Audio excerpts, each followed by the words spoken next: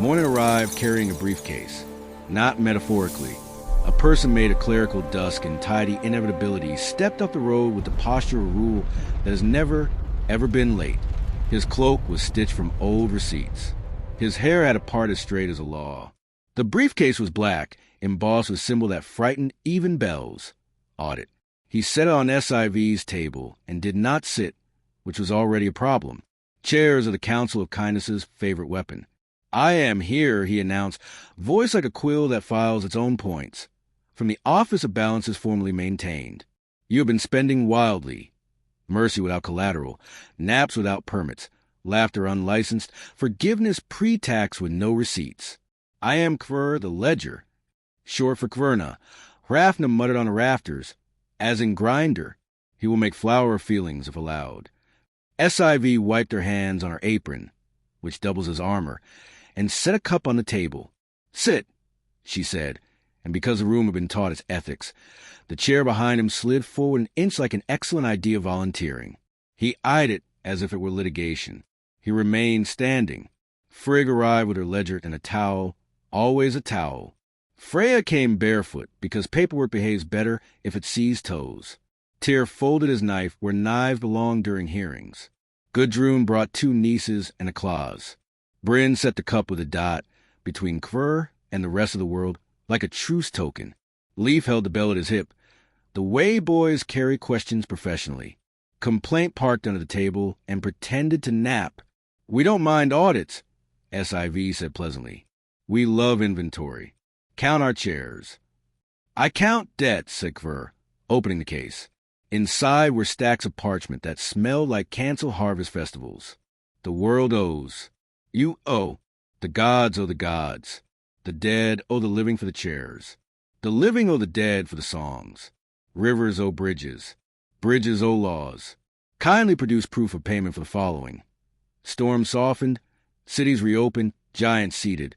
Festivals extinguished before they became funerals. Also, present a receipt for every instance you use a word together in a sentence with a verb." Leaf whispered, awed, "He's very good at verbs." "He's allergic to bread," Freya whispered back. Night dimmed the edges of the sky to reduce glare. "Proceed," she said.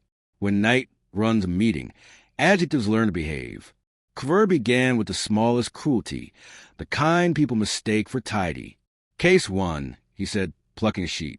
"A widow in Linden Vale received workday mercy in a cup.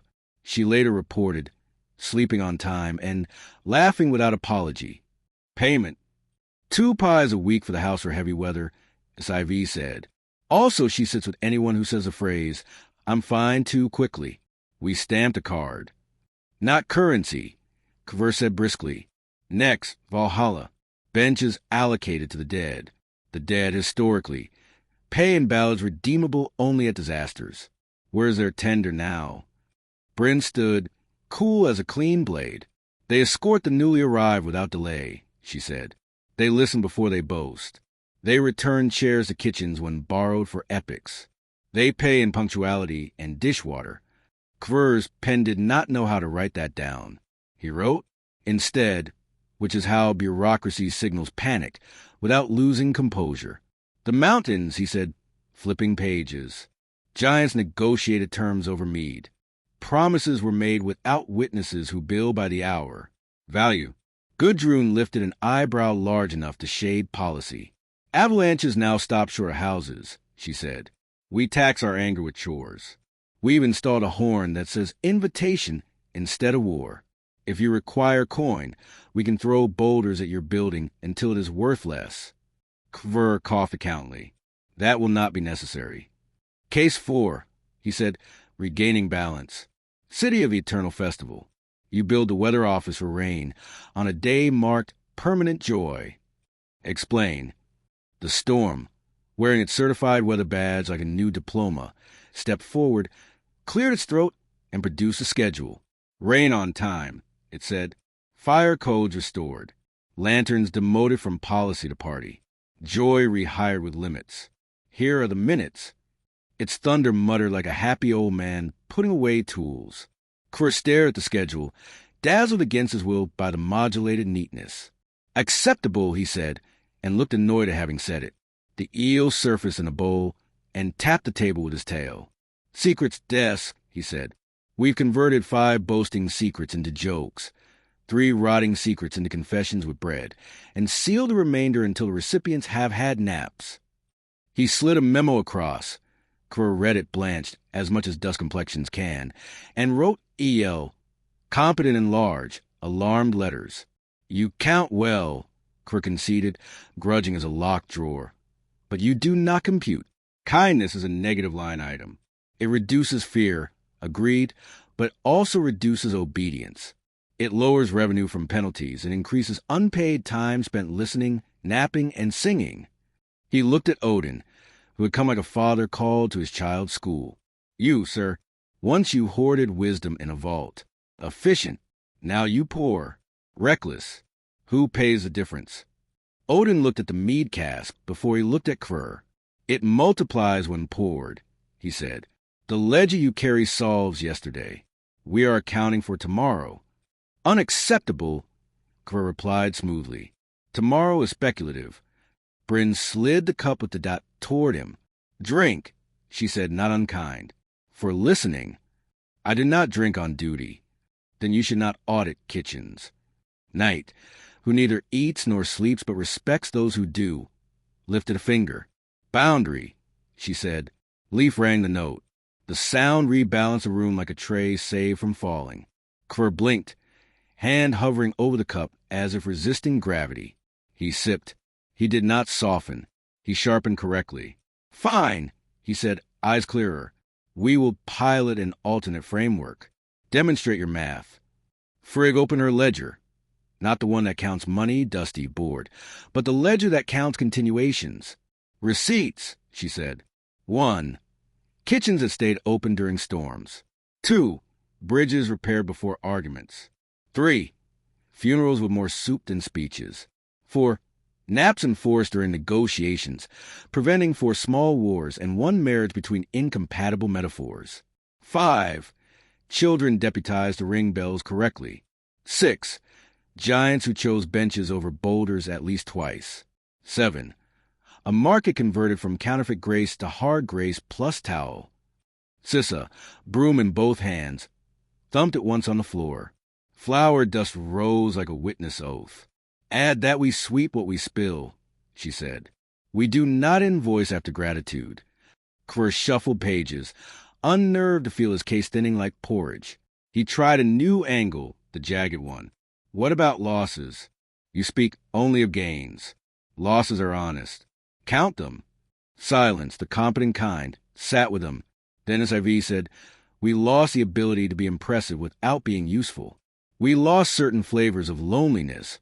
Freya said softly. "We lost profit on fear," Tyr added dryly. "We lost our favorite excuses," Gudrun rumbled. "They were heavy. We do not miss back pain." "We lost the habit of rehearsing dying," Bryn whispered. "It freed up the afternoon." "We lost an hour a day to naps," Frigg said. "It saved 3 hours of mistake." "We lost my patience for ledgers that do not taste like bread," Hrafna cackled, and Knight gave him a look that means later. Kerr wrote as if the nib resisted, but it wrote. Losses accepted. Pride, profit on fear, excuses, loneliness, certain flavors.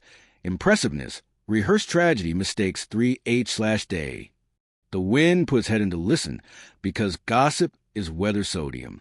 The river sent a shiver through the grass at the edge of the ring. Somewhere, a child practicing bells invented a flourish and then apologized to Bell, and the bell forgave correctly. "Your math is poetic," Kerr said finally. "Poetry does not close books. Books that never close are museums." Odin said, "We are running a village." Kerr pulled one last parchment, then explained this. A blank page, labeled gift ledger. No entries, no balances. Only one instruction at the top, pay forward. Leaf, who had been holding still the way boys do when being brave near bureaucracy, raised his hand as if class had begun. "That one is mine," he said. "We keep it blank on purpose. If you write in it, people think they're done." Chris stared at the boy and met, for perhaps the first time, an arithmetic he could neither bully nor charm. Future tense with callous hands. He sat. He did not mean to sit. The chair did not gloat. Good chairs never do. Provisional approval, he said slowly, as if translating himself into human. On conditions. Say them. Knight said, pen poised above the dark. Quarterly reports from each desk. Kvr said, recovering in the comfort of structure. Weather, doors, tables, songs, sleep. Secrets. Submit minutes, not myths. Install a boundary bell in every market. Outlaw counterfeit grace as a food item. Repurpose for planners. Register giant anger chores as public works with measurable outcomes. Certify hard grace with towel and checklist. Decertify smiles that refuse to do dishes. Audit begin kindly signage to ensure it is not used to sell things to people who need friends. And he glanced at Leaf, annoyed by affection. Keep the gift ledger blank. Addendum. The eel said smoothly, when penalties are necessary, use biscuits. Seconded. Complaint said, awake at last. Kvr shut the briefcase. The clicks sounded less like sentencing and more like a drawer that now holds spoons. We will return, he said, and there was no threat in it. Only scheduled attention. If you fail, I will itemize so hard the sky will alphabetize. If you succeed, I will learn new columns. He stood, hesitated, looked at the cup with the dot, and, without being told, washed it in the basin. SIV exhaled the way ovens do when bread escapes perfectly. Eat with us, she offered out of reflex and policy. Kvr considered. I have minutes. Knight checked her pockets. You have exactly 40, she said. Enough for stew, one story, and a nap. They ate. Stew likes auditors. It fills the space between rules. Bryn told a story about the first time the afterlife laughed at itself. Everyone repeated the part where a shield wall became a bench. Gudrun attempted a joke and, upon failing gloriously, declared failure a tax credit. Kvr laughed once. Purely. Looked shocked that the sound came with no invoice, and drank water like someone paying back a body. After, people drifted at chores as the council likes, without orders, with purpose. Frigg wiped the table. Freya braided a child's hair and slipped a ribbon to the braid that matched the child's future. Tyr repaired a hinge with the tenderness of someone who has handled too many swords. The storm checked the sky for corners in need of shade. The eel filed 7 things under later. Complaint chased a moth politely out of the flower. Hrafn announced, attendance, auditors domesticated, receipts edible, debts rephrased as duties mercy, itemized as maintenance, naps fully funded. Kvr lingered by Leaf, who was chalking the boundary bell schedule on the lintel. Invitation at dusk, trade on market days, safety during storms, boundary during festivals, quiet hours for porches, and a new note labeled enough for when good things refuse to stop where they should. What if someone refuses to pay forward? Kvr asked, almost gently. Leaf shrugged like a boy inventing policy with honesty. Then we pay anyway, he said. Not to them. To whoever they would have paid, if they had been brave. It keeps the road open. Kvr looked at the blank gift ledger in his case. He did not write. He closed the case and for the first time felt it lighter. I'll be back, he said. With columns you will hate. We will bring pie charts labeled mercy, Hrafna promised. And a nap. They watched him go, briefcase smaller against a road suddenly sized for people. Night turned the stars back up just a touch, to illuminate the new clause she had inked across the firmament, where only the persistent and the lazy ever read. Begin kindly, continue firmly, end generously, pay forward. Evening practice blew the way a novice practices humility, with corrections gladly given. The storm adjusted its badge and went to ruin a wedding kindly by moving it under a better roof. The river rolled its shoulders and rehearsed honest runoff. In kitchens, towels held their rank. In markets, boundary bells acquired the authority of polite thunder. In Valhalla, benches learned a new creak that means, scoot over, someone living needs a seat. SIV wiped her hands one more time and looked at the cask like a partner. Tomorrow, she asked. An island, West Bend said from the path, dripping news. They are taxing sunsets. Freya smiled with all the patience of peaches. We'll bring receipts. she said. And buckets. Leaf tucked the bell into the crook of his arm, so it could sleep like a brave dog. He looked up at the sky where the law had acquired muscles and manners and grinned the grin of citizens who don't fear audits because their kitchens balance what the ledgers can't. "Let's go teach an island about paying forward in oranges," he said in the road. "Please, maid room." The ferry clerk stamped their arrival papers with a rubber star. It squeaked like an apology for enthusiasm. "Welcome to Aurelia," he said, and pointed at the horizon as if he owned it. "Sunset begins at 1911. Please have your all forms pre-filled. We assess by gasp, exclamation, or visible goose flesh. Children under 7, off free with a paying guardian." Leaf blinked at SIV. "They meter amazement?" "They invoice weather," SIV said, "because bakers recognize a grift when it tries to be spiritual." She tucked the bell under her arm like an argument with good manners. Freya adjusted her sandals in a way that means a goddess is about to be useful without advertising. Kvr came last, briefcase in hand. Ledgers inside, now half recipes. Half columns that had learned to share a page.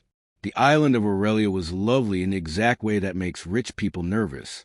Ochre cliffs fell into water the color of new promises. White houses climbed the slope, like doves practicing choreography. Bougainvillea flung fuchsia at the sun, as if it were bidding at an auction. A sign at the quay announced, in tasteful gold leaf, "Aurelia Board of Beauty and Revenue. Value must be counted to be real."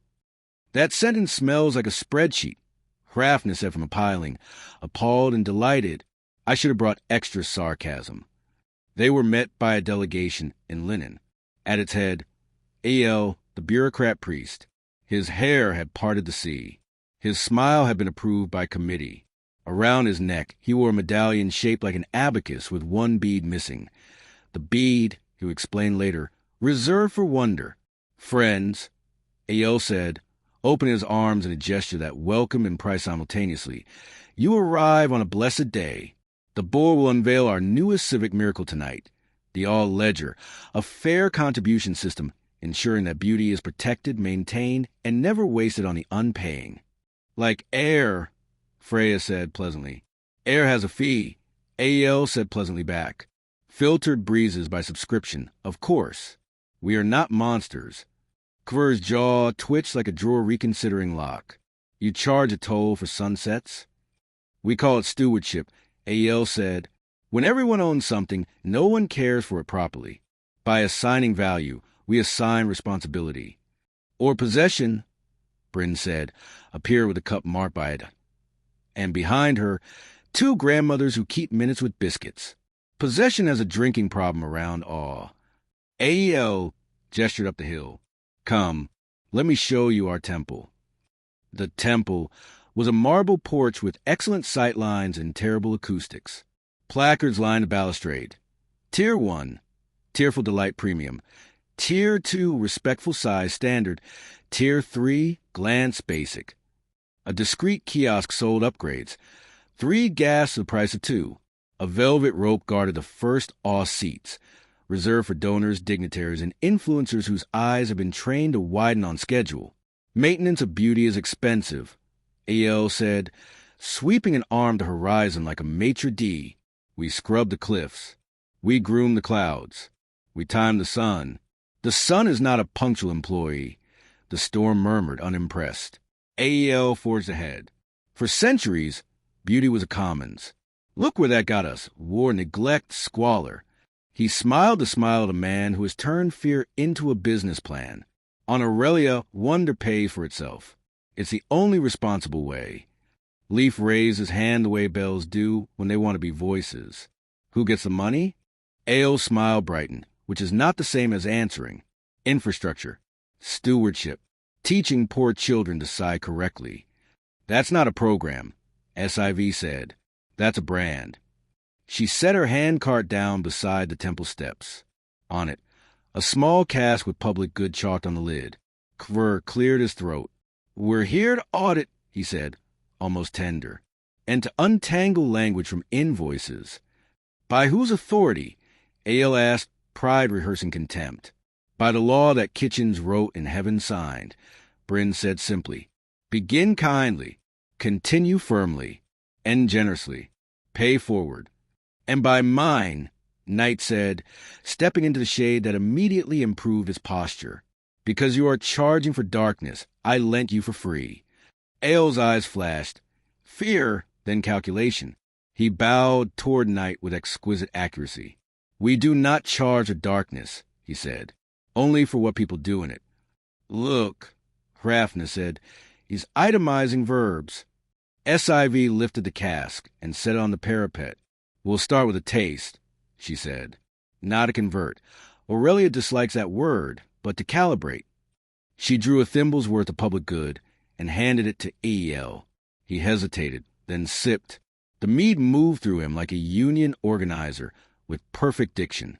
For a flash, his shoulders forgot their perfect angle. Something in his face, something that had been a boy who once shouted at the sea and called it friend, looked out. Then the door shut again with the precise click of training. It's pleasant, he managed, but you too are commodifying all. We poor, SIV said. We don't price. Knight crossed the edge and looked down at the crowd gathering for the unveiling. They had dressed as if sunlight were opinionated, silk that begged for compliments, linen that squeaked virtue, jewelry that had forgotten jokes. Children fidgeted against their parents' curated serenity. Vendors hawked certified all cups with embossed runes. I paid for this feeling. Frigg opened her ledger to a blank page and wrote at the top, people who will be embarrassed later. It steadied her. Kvr, said Freya, what do your new columns say? Kvr smiled, small human. They say all is paid in quiet first, then in bread, then in maintenance. If a ledger cannot taste salt air, it cannot invoice it. Ael clapped his hands. The temple attendants took positions. A bell, thin and fashionable, rung the pre-sunset chime. Ladies and gentlemen, Ael intoned, and dignitaries of elsewhere, the moment approaches. Please prepare your gasps. Leaf took one step forward and rang boundary. The note pierced the velvet rope like a sentence that refuses to be decorative. Ael's smile thinned. Obstruction will be fined. Conversation, Leaf said, and somehow the word disarmed several guards. Who keeps the sky clean here? Our crews, Ael said smoothly. We remove unsightly clouds, repaint chipped horizon, harvest moss that damage starlight. Who taught the crews where beauty ends? Freya asked. Ael blinked. Ends. SIV drew a breath that smelled like bread and scolding. You can't wash a sunset. You can wash your windows. You can't mop starlight. You can mop this porch. Someone sold you the idea that awe is a resource. It isn't. It's a rehearsal. For what? Ael asked, genuinely curious against his will. For being small correctly, Bryn said. Below them, the crowd began to grate a gasp. Tier 1, hand to heart. Tier 2, damp lash. Tier 3, please do not block the donors. The horizon performed faithfully. Blue thinned into peach. Peach considered pink. A flight of birds stitched punctuation across a paragraph of cloud. Ael lifted his hand for the charge to post. Not yet, Knight said. She laid 2 fingers on the edge of the world, and the light slowed the way a story slows when someone important enters a room. Color deepened. Shadows lengthened. You could hear 300 hearts remember there were also drums. Now! Ael breathed enthralled and motioned to the clerks. No, Kvr said, and surprised himself at the joy of it. He put his briefcase on the pedestal like an offering. You cannot invoice awe. You of all people, Ael snapped, betrayal making a terrible lawyer. You who worship columns. I worship balance, Kvr said and tapped the case. Your ledgers have been balancing the wrong side. He opened the briefcase. Inside lay the gift ledger, blank as morning. He placed it between Ael and the sunset. If you must keep a book, he said, keep this one. Write nothing. Let the page be your receipt. Murmur. It ran to the crowd like sanity. Someone laughed, not at anyone, at relief. Ael wavered, then signaled the clerks anyway, and that was the moment the island almost failed. Coins clinked. The crowd flinched. 2 children started to cry because their parents had told them not to awe too loudly without paying, and the sunset, confused, faltered. Enough? Knight said, soft and final. The Storm, certified, union proud, stepped up beside her. Permission to cloud artistically, it asked. Granted, Knight said. A veil of cloud drew itself across the sun, like a curtain that had taken an acting class. The light spilled anyway, sideways and generous. The clerks, thwarted, held their pens in the air like surrender flags. SIV lifted the cask and poured into ordinary cups. Free, she announced, handing them down the steps. Not because it has no value, because the value isn't yours to own. Freya moved to the donor's row and placed towels in hands that did not know what to do without pens. Wipe the rail, she said kindly. If you need to pay, pay with care. Leaf hopped a velvet rope and began chalking on the temple floor. Sunset maintenance schedule. Windows weekly, rail daily. Porches swept. Children deputized collect dropped awe and redistribute to those arriving late. Bryn walked to the edge of the steps with the cup and sang. Not a hymn to the sun, which has ears for science but not for flattery, but a work song. The crowd, caught between embarrassment and relief, joined. It wasn't pretty. It was true. Under the song, you could hear receipts give up and chairs find the right distance from each other. AEL, cornered by sincerity, fell back on theology. But if we don't price it, he pleaded, how do we protect it? People will take too much. Take. Gudrun's voice rolled up from the back like sensible thunder. Your sunset grows when shared. Your price shrinks when hoarded. She folded her anger into chores. Assign crews. Schedule care. Find smoke. Subsidize porches. Untax awe. Motion. Frigg said, pen already halfway down the page. Aurelia repeals the all-levy. Replaces with a porch and bucket ordinance. Sunsets free. Buckets funded. Towels issued. Fines for lanterns during wind. Naps required after exceptional beauty. Second, Kver said, finding the pleasure of being necessary in a better way. Third, Knight said, and the stars co-signed. AEL looked at the people who had paid him for permission to feel. He saw, suddenly, their work. The fish sellers whose hands cleaned the city before dawn, the window scrubbers who made the light honest, the mothers who hauled joy in buckets all day. He lowered his abacus. He took off the medallion. He handed it to a child. What's this for? The child asked. To remember, AEL said, not to count the wrong things. He turned to the clerks.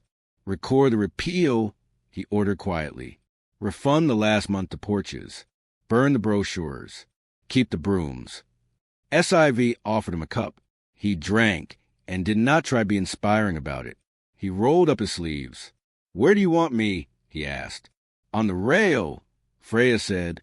It streaks if you don't follow the grain. That night the island ate. Not banquet. Supper. Bowls and bread and the story of how embarrassment, correctly applied, becomes culture. The Storm sat with the lighthouse keeper and drew diagrams for wind. The eel filed 3 secrets under later, when courage is cheaper. Complaint confiscated a velvet rope and repurposed it into a dog toy. Children rang the bell for enough when grown-ups kept trying to make speeches instead of washing up. When the last plate was dried and returned, Knight climbed the temple steps and wrote on the sky. The letters were quiet. They did not need to shout. Begin kindly. Continue firmly. End generously. Let beauty remain free. The law hung there like a constellation. You only notice when you stop performing. A cheer went up, small, then right-sized.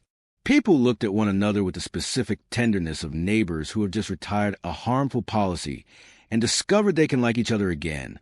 At the quay next morning, the ferry clerk stamped their departure with a rubber heart that squeaked the same apology as a star. Sunset is free now, he said, half proud, half shy, but we're hiring for buckets. We pay in chairs and bread, SIV said. Perfect, he said. That's the currency that lasts. They boarded. The island receded, not smaller, better proportioned. AEL waved from the rail. He now cared for personally. Kver stood beside him, no longer terrified of blanks. Leaf leaned into the wind, bell tucked against his ribs like a heartbeat he could lend if needed. Is this the end? He asked, out of habit and hope. Ends are for ledgers, Hrafna said from the mast. Stories, do chores. Tomorrow, West Bend called from the tiller. A town wants to outlaw shadows because they depress property values. Freya laughed a laugh that embarrasses hubris and whets knives for onions. We'll bring umbrellas, brooms, and the nap law. SIV looked back once. On Aurelia, children chalk porch in bucket times under doorbells. The storm punched out after a perfect shift. Night folded up her minutes like a shawl and stored them right where dawn could find them. Attendance. Hrafna cried to the waking world. Kindness, present. Boundaries, bright. Generosity, funded. Beauty, untaxed. Work, hungry. Bells, oiled. People, learning.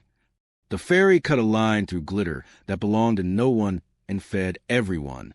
Ahead, the sea made room the way roads do for those who have finally learned to order things. Begin kindly, continue firmly and generously, and leave the light where you found it, free. The road bent along the coast, until even the sea seemed to be standing at attention. Every rock had been painted white. Every tree pruned into obedience.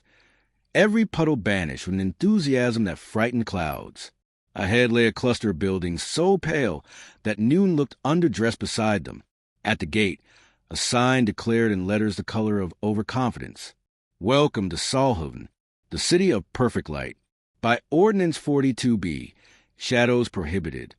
Ah, said Freya, adjusting her hood.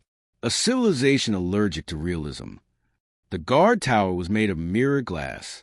2 attendants in spotless uniforms saluted with mirrors strapped to their wrists, reflecting sunlight like weapons. One squinted at the council and frowned. Inspection is at dawn only, he said. By dusk we close the shades to prevent mood contamination. We're from a council of kindness, SIV said, stepping forward with a tone that gets even bureaucrats to consider mercy. We've come to investigate Ordinance 42B. The guard brightened, visibly relieved. Finally, he said, are you here to increase the penalties? Some citizens still insist on sentimental corners. We confiscated 3 curtains yesterday. Leaf's mouth fell open. Curtains are contraband? Along with dusk nostalgia and candlelight. The guard flipped through his clipboard. Also metaphors. Dangerous things. They hide meanings. Knight, who had been trailing the group with the patience of the inevitable, coughed politely. The guard flinched. No offense meant, ma'am. We, prefer to rent our darkness by permit. Permit? Knight repeated. Her voice dimmed the sun slightly, which registered as vandalism in Solhaven. The mayor met them in the central plaza. A man lacquered in enthusiasm. His smile gleamed, his shoes gleamed, his soul was trying. Welcome, luminaries, he said. I'm Mayor Leor, founder of the Bright Future Initiative, patron of the anti-gloom movement, and author of Why Cast Shadows When You Can Cast Influence. Hrafna, perching on a lamppost, muttered, We've found the heresy of high gloss. SIV introduced the delegation. Freya, Leaf, Kvur, Knight in the storm, still wearing its badge, though clouds are being searched at the gate. We're here because the rivers downstream complain your light is bleaching the fish, SIV said, and because your farmers report that crops wilt at noon. Wilting is negative thinking. Mayor Leor said cheerfully, We're working on positive photosynthesis. He ushered them through streets that hummed with fluorescent zeal. White walls, white pavement, white clothes. Citizens wore reflective bands on their arms, as if afraid to lose the sunlight. Even the dogs shimmered, polished daily by decree. Music drifted from speakers. Upbeat hymns to daylight, performed in major keys only. A banner read, Happiness is compliance with brightness. Leaf shaded his eyes. It's like being inside an apology that won't stop explaining itself. They passed a public square where workers were erasing graffiti. The words beneath the whitewash read, I miss rain. SIV's jaw tightened. You criminalize nostalgia? Regulation. The mayor corrected. Sadness spreads faster than mold. We replace grief counseling with vitamin D. Freya stopped. Where do you bury your dead? Under skylights, Leor said proudly. We pipe in sunlight to their resting places, so no one suffers gloom. We call it the Radiant Rest Initiative. Do the dead complain? They don't dare, Hrafna said. The delegation reached City Hall, which gleamed like a sermon. Inside, air purifiers sighed with sanctity. Leor presented the brightness charter on a touchscreen tablet that left no fingerprints. Our principle is simple, he explained. Light is truth. Shadows are deceit. We have removed every corner where darkness hides. Kvr frowned. And you think truth requires surveillance? Transparency requires illumination. Lear said triumphantly. Everyone is happier when visible. Leaf raised a bell, hesitated. Visible or exposed? The mayor didn't answer. Outside, the sun blinked behind a stray cloud and the whole city gasped. Sirens wailed. Drones zipped overhead, spraying bursts of reflective mist until the cloud retreated in embarrassment. The mayor smiled again. Crisis averted. We find clouds that interfere with morale. Knight's patience snapped, though the snaps sounded like silk. You're editing the sky. Improving it, Lear corrected. You cannot spell civilization without civility, and nothing is more civil than permanent daylight. The storm rumbled under its breath. Permission to thunder. Denied, Lear said automatically. Noise complaints. The council convened in the shade of the only tree the city hadn't painted white, its leaves coated in reflective powder, drooping like tired applause. SIV poured from the cask of public good into cups that gleamed too much. We can't fix them with mead, she said. They need shade. Night crouched beside the tree. Her fingertips brushed the roots, and the tree sighed, a long, relieved exhale that smelled of dusk. They're starving for contrast, she said. They've mistaken exposure for safety. Freya glanced at the tower, where the brightness charter glowed on a giant screen. How do we teach a city addicted to clarity that blurs wholly? Make them rest, Kvr said unexpectedly. Burnout is measurable. SIV smiled grimly. We'll audit the light. They returned to City Hall after dark. Not that darkness was allowed, but night arrived with diplomatic immunity. When she entered, the lights dimmed respectfully. The mayor panicked. Unauthorized twilight, he shouted. Someone file an injunction. Too late. The storm covered the sky like a Union cloak, blocking the moon and the emergency floodlights. The first real shadow in years fell across Solhaven. It was terrifying. It was gorgeous. People screamed. Some fainted. One man held up his phone flashlight like a holy relic. But others, quietly, secretly, breathed. A woman dropped her mirror and reached out, trembling, to touch the cool pavement. A child laughed because her face looked new in the dark. This, Knight said, standing tall, is contrast. Without me, light forgets why it matters.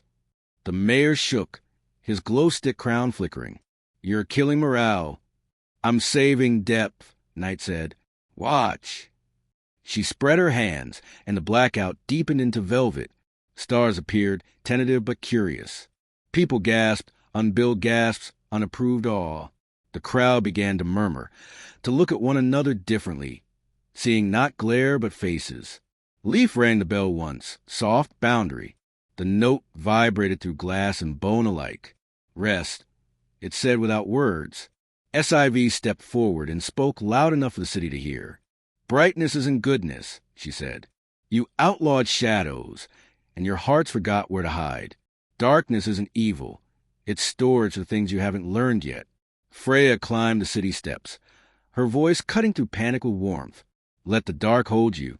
You can't fix grief by painting it white. One by one, lights went off not by command, but by consent. Windows closed softly. Street lamps dimmed. The last drone landed, exhausted.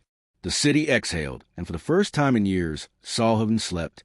At dawn, the sunlight returned, paler, kinder. Shadows stretched like animals waking from hibernation. The mayor emerged from City Hall, eyes red but sane. We had forgotten color, he said hoarsely. Everything white is hunger pretending to be peace. Night touched his shoulder. Now you'll remember balance. Don't worship me. Just let me work. Lear nodded. We'll repeal Ordinance 42B. Replace it with...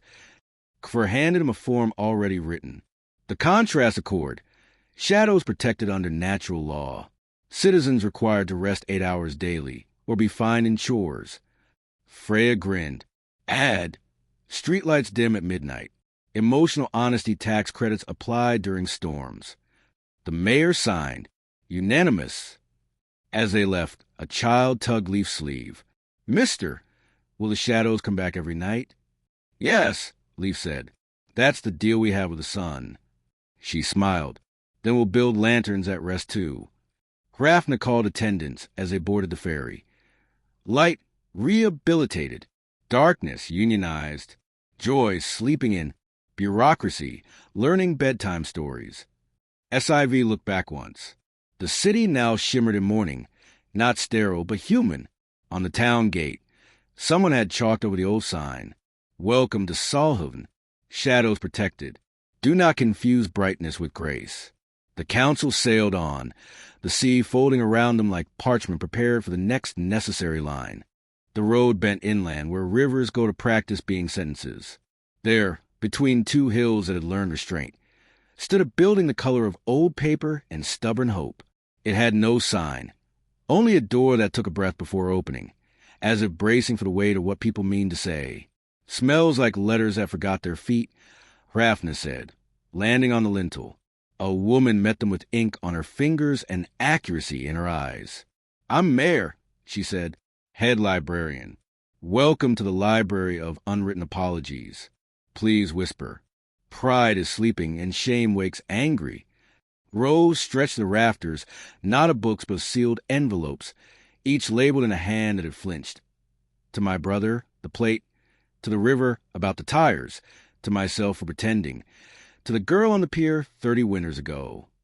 Some were heavy with coins. Some had jokes sealed inside like contraband sunshine. Some had only air and a weight you could not measure. We catalog what people meant to say and didn't, Mayor explained. We keep them safe until courage shows up. Lately, courage has been late. SIV ran a palm along a shelf and felt the hum of unsent truths. What changed? A market downriver started bottling confessions as entertainment. Mayor said, mouth flat. People shout apologies into mirrors to applause and call it penance. Meanwhile, this place fills with letters that could fix things. Leaf looked at a drawer, labeled Mothers. He did not open it. Bells know when to be quiet. Freya touched an envelope, labeled to a daughter who learned thunder first. What do you do with them? She asked. Mayor hesitated. We used to deliver, quietly with bread, but the town council knew shiny, declared apologies a private luxury. Too disruptive, they said. Too moist. So we've been storing. Moist is good, said the storm, insulted as a weather system. Moist grows things. Kvur set his briefcase down with the care of a man who has learned what belongs on tables. We can audit this, he murmured. Not to punish. To move. Night turned down the windows until the room remembered its job. Sanctuary, not spotlight. Complaint curled under the counter. Chin on pause, watching for excuses disguised as poetry. Show us your hardest shelf, SIV said. Mayor led them to a ladder. At the top, harm not returned. Envelopes thicker than stubbornness. These are from people who didn't hit back, she said. They wrote and never mailed. They kept going. Some even baked. They weren't saints. They were busy. Bryn took one. To the ferryman, I was cruel and wet and late, and slipped it into her pocket as if escorting a soul. Why weren't they sent? Leaf asked, Fear the second part. Mayor said softly, Repair. They gathered at the central table. SIV rolled out a small cask marked Hard Grace and set a towel beside it. We need a protocol, she said. Not theater. A way through. Freya nodded. 5 steps. No skipping. Kvur took out a blank form, the good kind, and wrote as SIV spoke. Step 1, SIV said. Name the harm without garnish. Step 2, said Bryn. Bad news first. I'm sorry is not currency. Step 3, said Freya. Ask what repair looks like to the one you harmed. Then do it or shut up. Step 4, said Kvur, surprising himself. Accept that forgiveness is not owed. Redemption requires consent. Step 5, Leaf finished. Bring bread in time. Be on time. Knight watched the words arrange themselves into a door. "Every door needs a hinge," she said. "Hinge is consent," the locksmith added from the doorway, late and indispensable.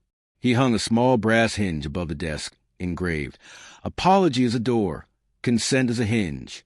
They posted the protocol on a board shaped like a porch. Mayor stared at it the way librarians stare at overdue solutions.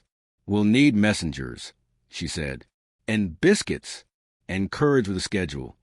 "We brought all three," SIV said, "plus a storm to keep tears legal."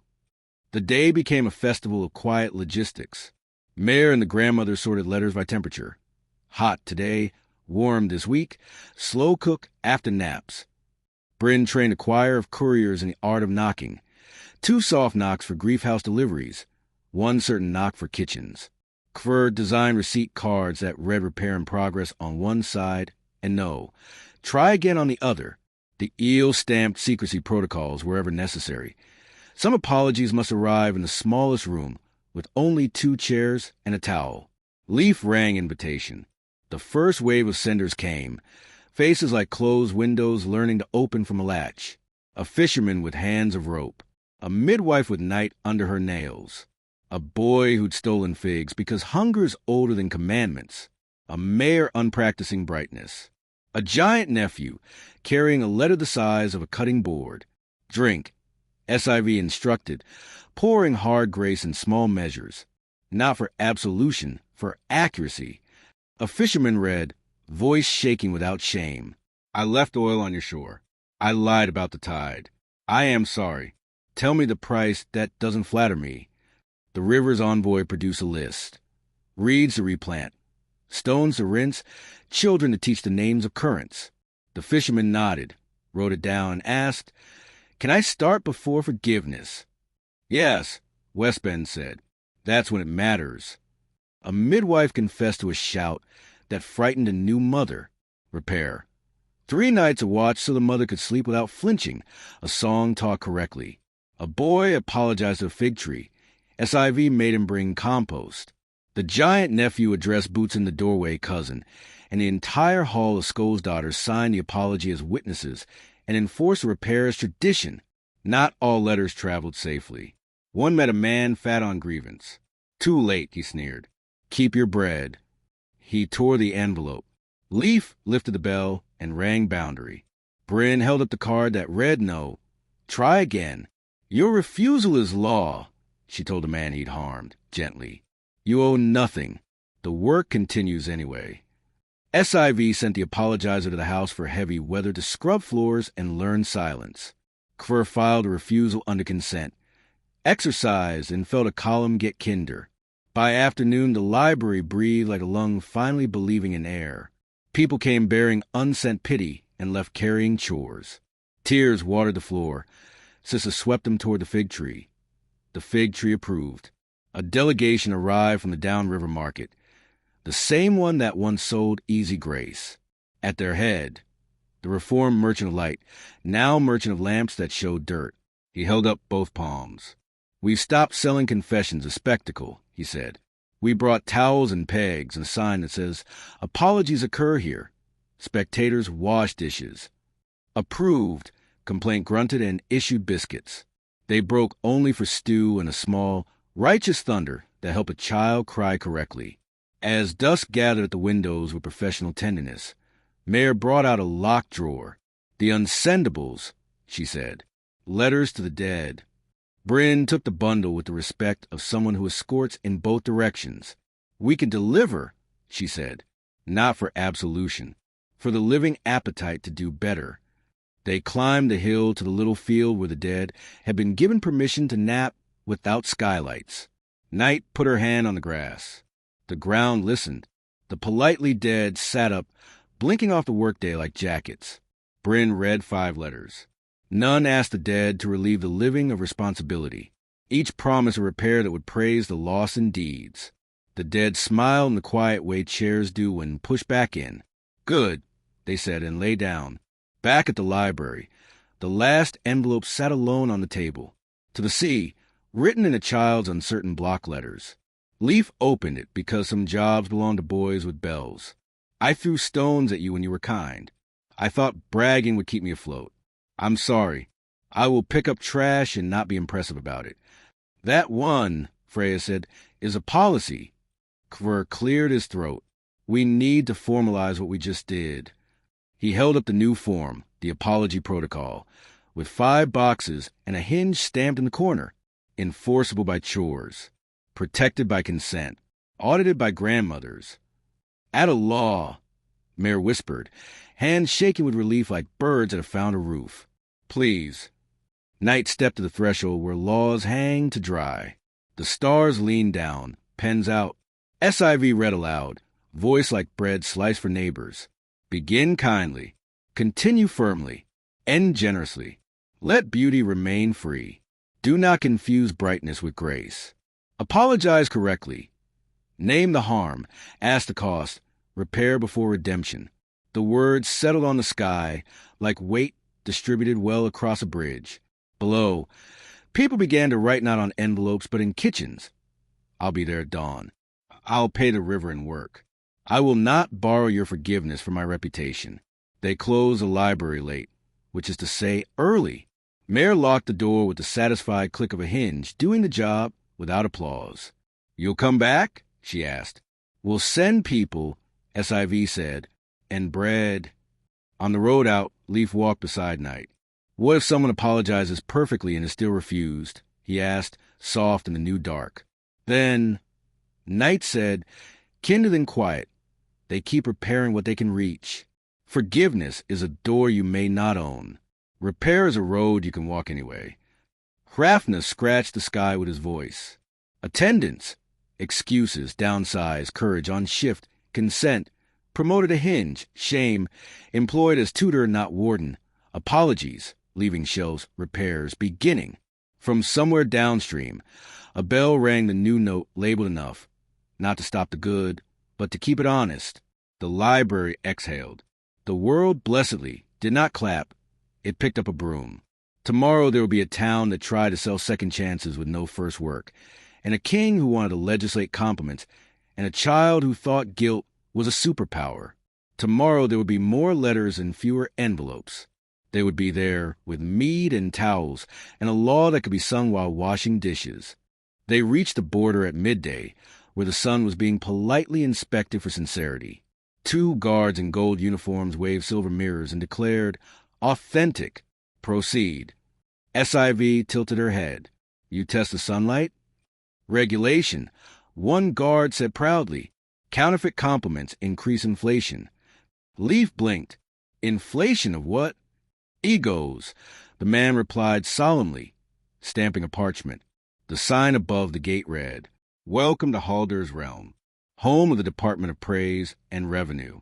All admiration subject to taxation. Freya sighed. We've reached the place where vanity learned bureaucracy. Inside, the streets glow with banners praising the king. His Majesty's generosity illuminates the land. His hair is the North's greatest achievement. People bow to posters more dutifully than to one another. Musicians played flattery by law. Lutes tuned to the key of applause. A herald spotted them and hurried over, scroll in hand.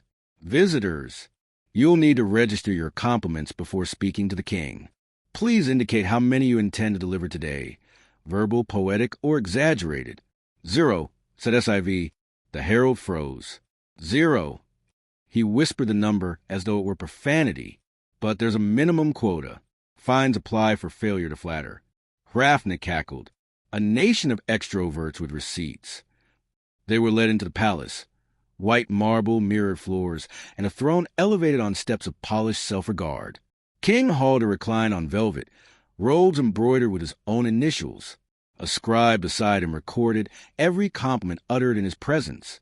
The king smiled the practiced smile of a man who thinks charisma is a renewable resource. Welcome, emissaries of kindness. I hear you enforce decency. Excellent. My kingdom thrives on it. SIV bowed slightly. We're here because the wind complains it can't move through your markets without being taxed for compliments it accidentally overhears. Necessary regulation, Halder said. Praise is power. Unmetered admiration leads to chaos. Before my law, People complimented everyone, blacksmiths, midwives, even bakers. Imagine equality and approval. It was anarchy. I can imagine, SIV said. He leaned forward. I brought order. Now all compliments pass through me. I redistribute them fairly, ensuring no one feels excessively appreciated. Kver's pen twitched in horror. You turned affection into currency. The king grinned. Affection is currency. I'm simply minting it properly. Freya crossed her arms. And what happens to those who praise without paying? Community service. Reciting hymns to my virtue. Builds morale. Night dimmed the hall slightly, an act that caused 3 clerks to faint. How much morale can survive this glare? She murmured. Leaf raised a bell. Permission to demonstrate alternate policy? Granted. Halder said, curious as greed. SIV set the public good cask on the dais and poured into 2 cups. This is kindness without invoice, she said. Drink. The king sniffed. Unbranded liquid sentiment? Dangerous. Then we'll start with your scribe, Freya said, offering him a cup. The scribe drank and exhaled like a man whose spine just remembered honesty. Your Majesty, he said, trembling, your new statue makes pigeons nervous. Gasps filled the hall. The king's eyes narrowed. Treasonous candor. No, SIV said. Compliment properly calibrated. It's specific, useful, and free. Leaf rang the bell. Boundary. The notes settled over the room, like an honest pause. Let's audit your praise, Kver said, unfolding a chart. Column A, flattery. Column B, feedback. Column C, actual affection. Column D, taxes paid in chores. Your treasury shows surplus of noise, deficit of sincerity. The king scowled. You can't measure feeling. Then stop selling it, Freya said. At her cue, Bryn stepped forward with the cup marked by a dot. She poured a single drop on the marble floor. For every compliment taxed, 1 truth withheld. Let's test your economy. The drop sizzled. The air thickened with unsaid things. From every corner of the palace came whispers. I miss when we could mean it. Your Majesty, your speeches are too long. Your cooks are braver than your generals. The mirror in the hall lies kindly but too often. Servants froze, terrified, and then one by one smiled. It felt good to speak without receipts. The king rose, furious and fascinated. You're spreading chaos. No, said Knight. We're spreading gravity. Compliments float without it. SIV poured another round. Try it, Majesty. You might find the taste of truth addictive. He hesitated, then drank. The mead rolled through his vanity, like spring through salt. For a heartbeat his crown dimmed, and he saw himself reflected not in mirrors but in eyes. Tired eyes, honest ones. I wanted love, he said quietly. They gave me performance. Performance was cheaper, Rafna observed. Freya approached, gentle but firm. Undo the tax. Let affection return to circulation. Make gratitude a public commons. And if I don't? Kver snapped his briefcase shut. Then your economy collapses. Inflation of ego leads to recession of soul. Halder looked at his throne. Carved from praise, hollow beneath. What replaces it?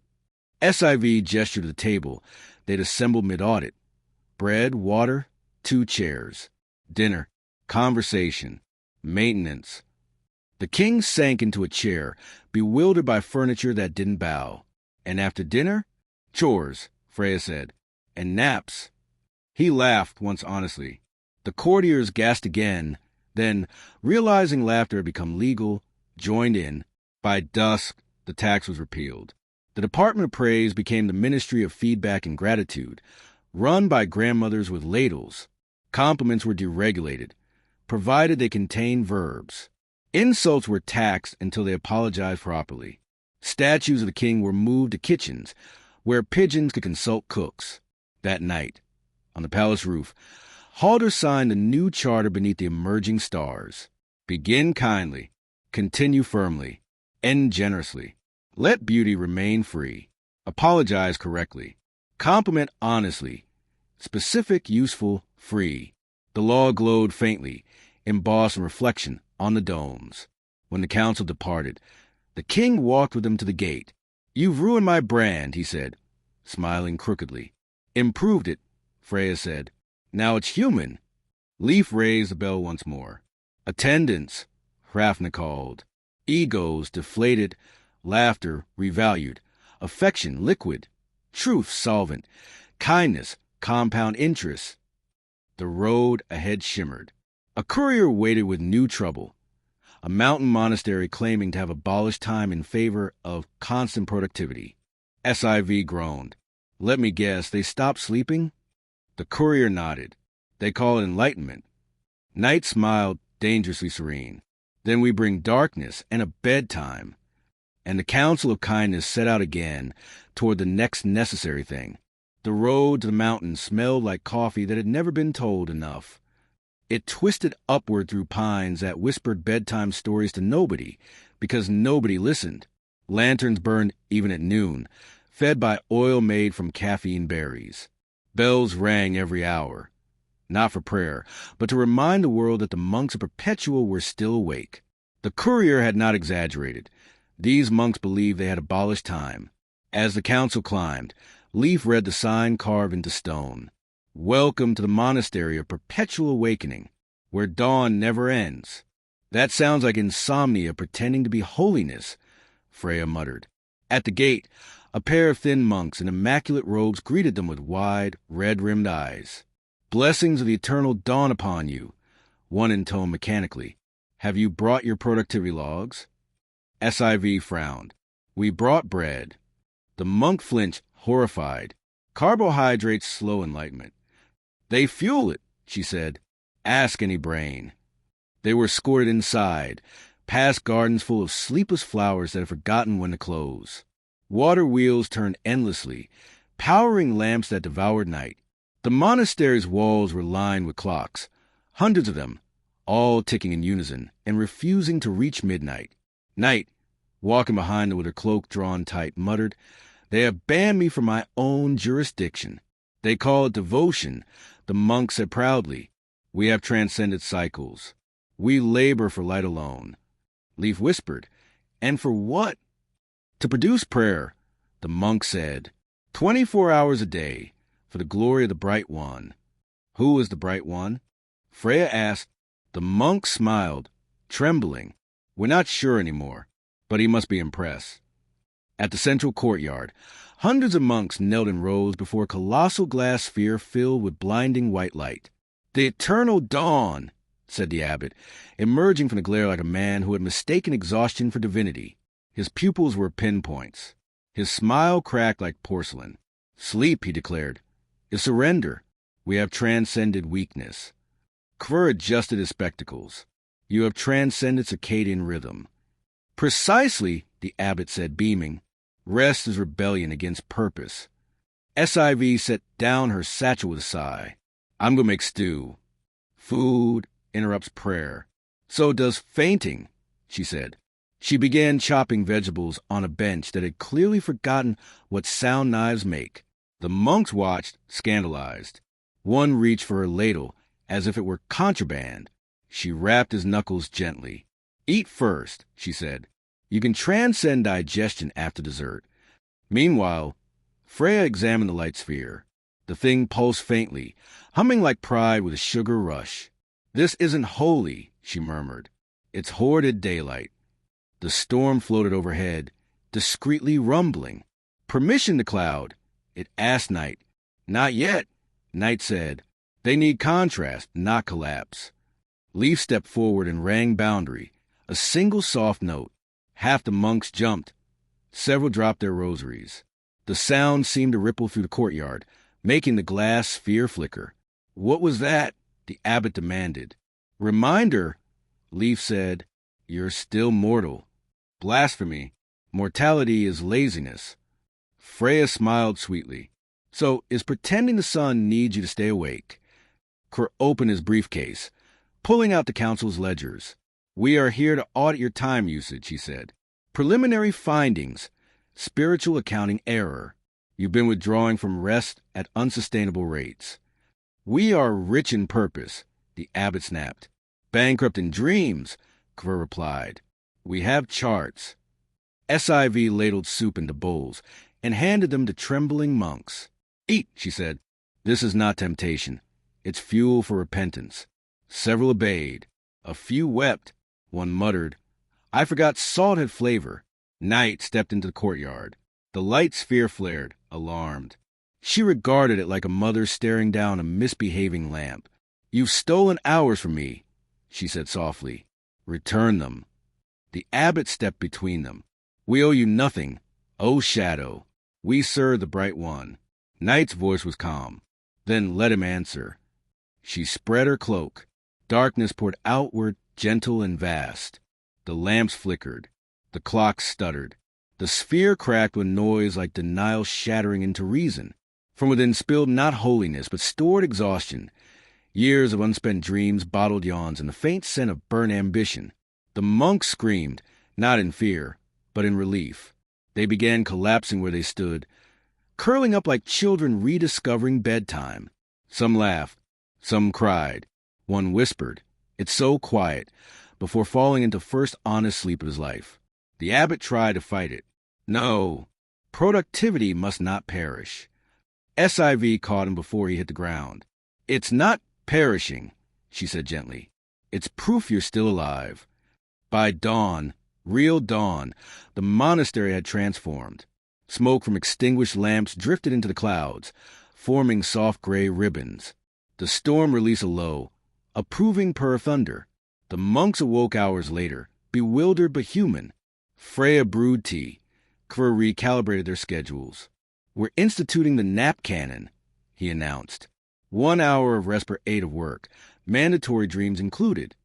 And if someone refuses, asked the groggy monk, then we find them in chores, SIV said. Laundry builds humility. The abbot approached Night, trembling but calm. You are not what we feared. No, Night said. Fear needs me. I don't need it. He bowed. What do we owe you? She smiled. Just silence, properly used. They signed the new charter together beneath a sky that had learned moderation. Kvur wrote it neatly into law. Begin kindly, continue firmly, end generously. Let beauty remain free. Rest without shame. When the council left, the sound of steady breathing followed them down the hill. Even the clock sighed. Leaf looked back once at the monastery bathed in morning shadow. What will they dream now? Schedules, Kvur said dryly, but better ones. Night chuckled. Dreams of the gods' last kindness to themselves. Maybe they'll start giving them back.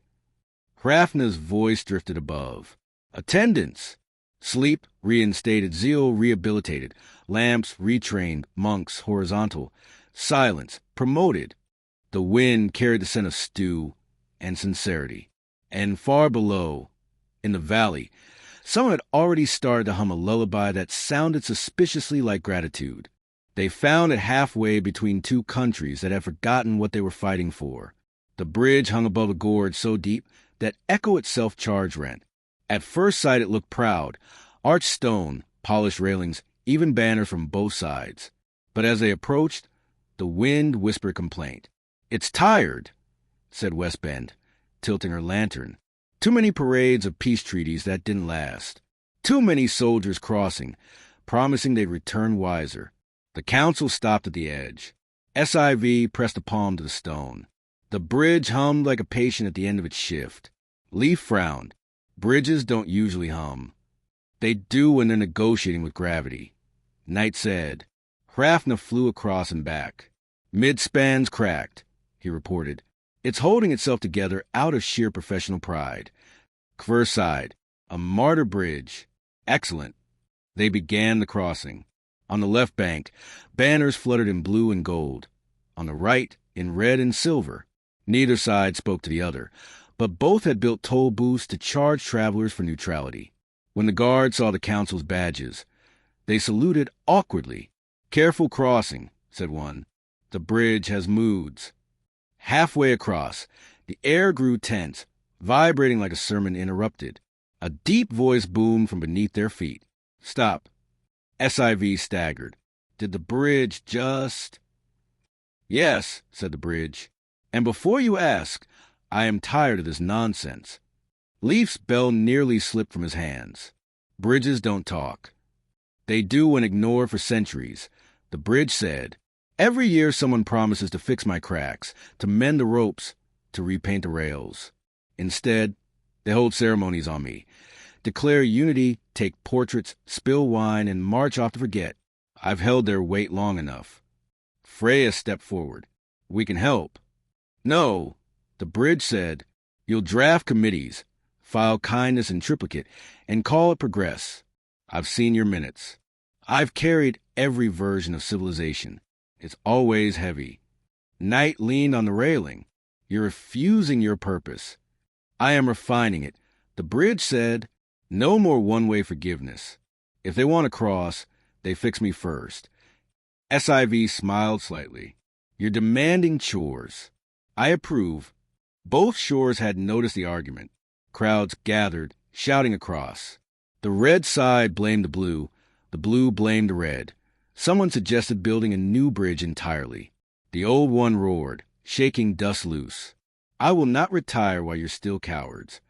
Silence followed, stunned, embarrassed. Freya's eyes softened. He's right. SIV nodded. Let's call it workday. She fetched her apron. Krur unfolded his ledgers, and Leaf rang boundary. The note rolled down the gorge like reason given wings. New law, Krur announced. Each side must repair their half. Payment in cooperation, not currency. Penalty for neglect. No crossing, no trade, and mandatory attendance at shared lunches. Enforce how? A soldier asked skeptically. By gravity, the bridge said. If you cheat, I drop you gently but memorably. Work began reluctantly. Blue side masons grumbled about red side standards. Red side engineers criticized blue side tools. SIV ignored them both and started mixing mortar. You can argue, she said, but you can't argue with wet cement. It sets on its own schedule. Freya supervised rope replacement, teaching knots that forgave mistakes but not laziness. Leaf carried stones, singing off key, which somehow made both armies laugh. Krur managed the logistics with ruthless compassion, assigning breaks labeled mandatory hydration or divine intervention. Night shaded the gorge so the workers wouldn't roast in their pride. Slowly, the bridge stopped humming. Its side became structural. When dusk fell, the two foremen, one red, one blue, found themselves sitting side by side, eating bread SIV had baked over shared fire. You know, said the blue one, the view from your side isn't as ugly as I was told. You too, said the red. Your side has better onions. The bridge chuckled, stone reverberating gently. Progress measured in onions, it said. Acceptable. They worked through twilight until the final stone was laid. The bridge glowed faintly, gold from heat and pride. Test crossing, it said. The two foremen exchanged nervous glances. Together? Obviously, said Freya. They stepped forward, one from each shore. The planks held. The air trembled, half fear, half applause. At the midpoint, they paused. Below, the river murmured approval. The bridge's deep voice softened. All I ever wanted, it said, was a little maintenance and some manners. Leaf laughed. You sound like SIV. That's because she's right most of the time, said the bridge. SIV patted the railing. You're reinstated. But next time, just ask before threatening collapse. Threats get attention, the bridge rumbled. But fine, next time I'll send minutes.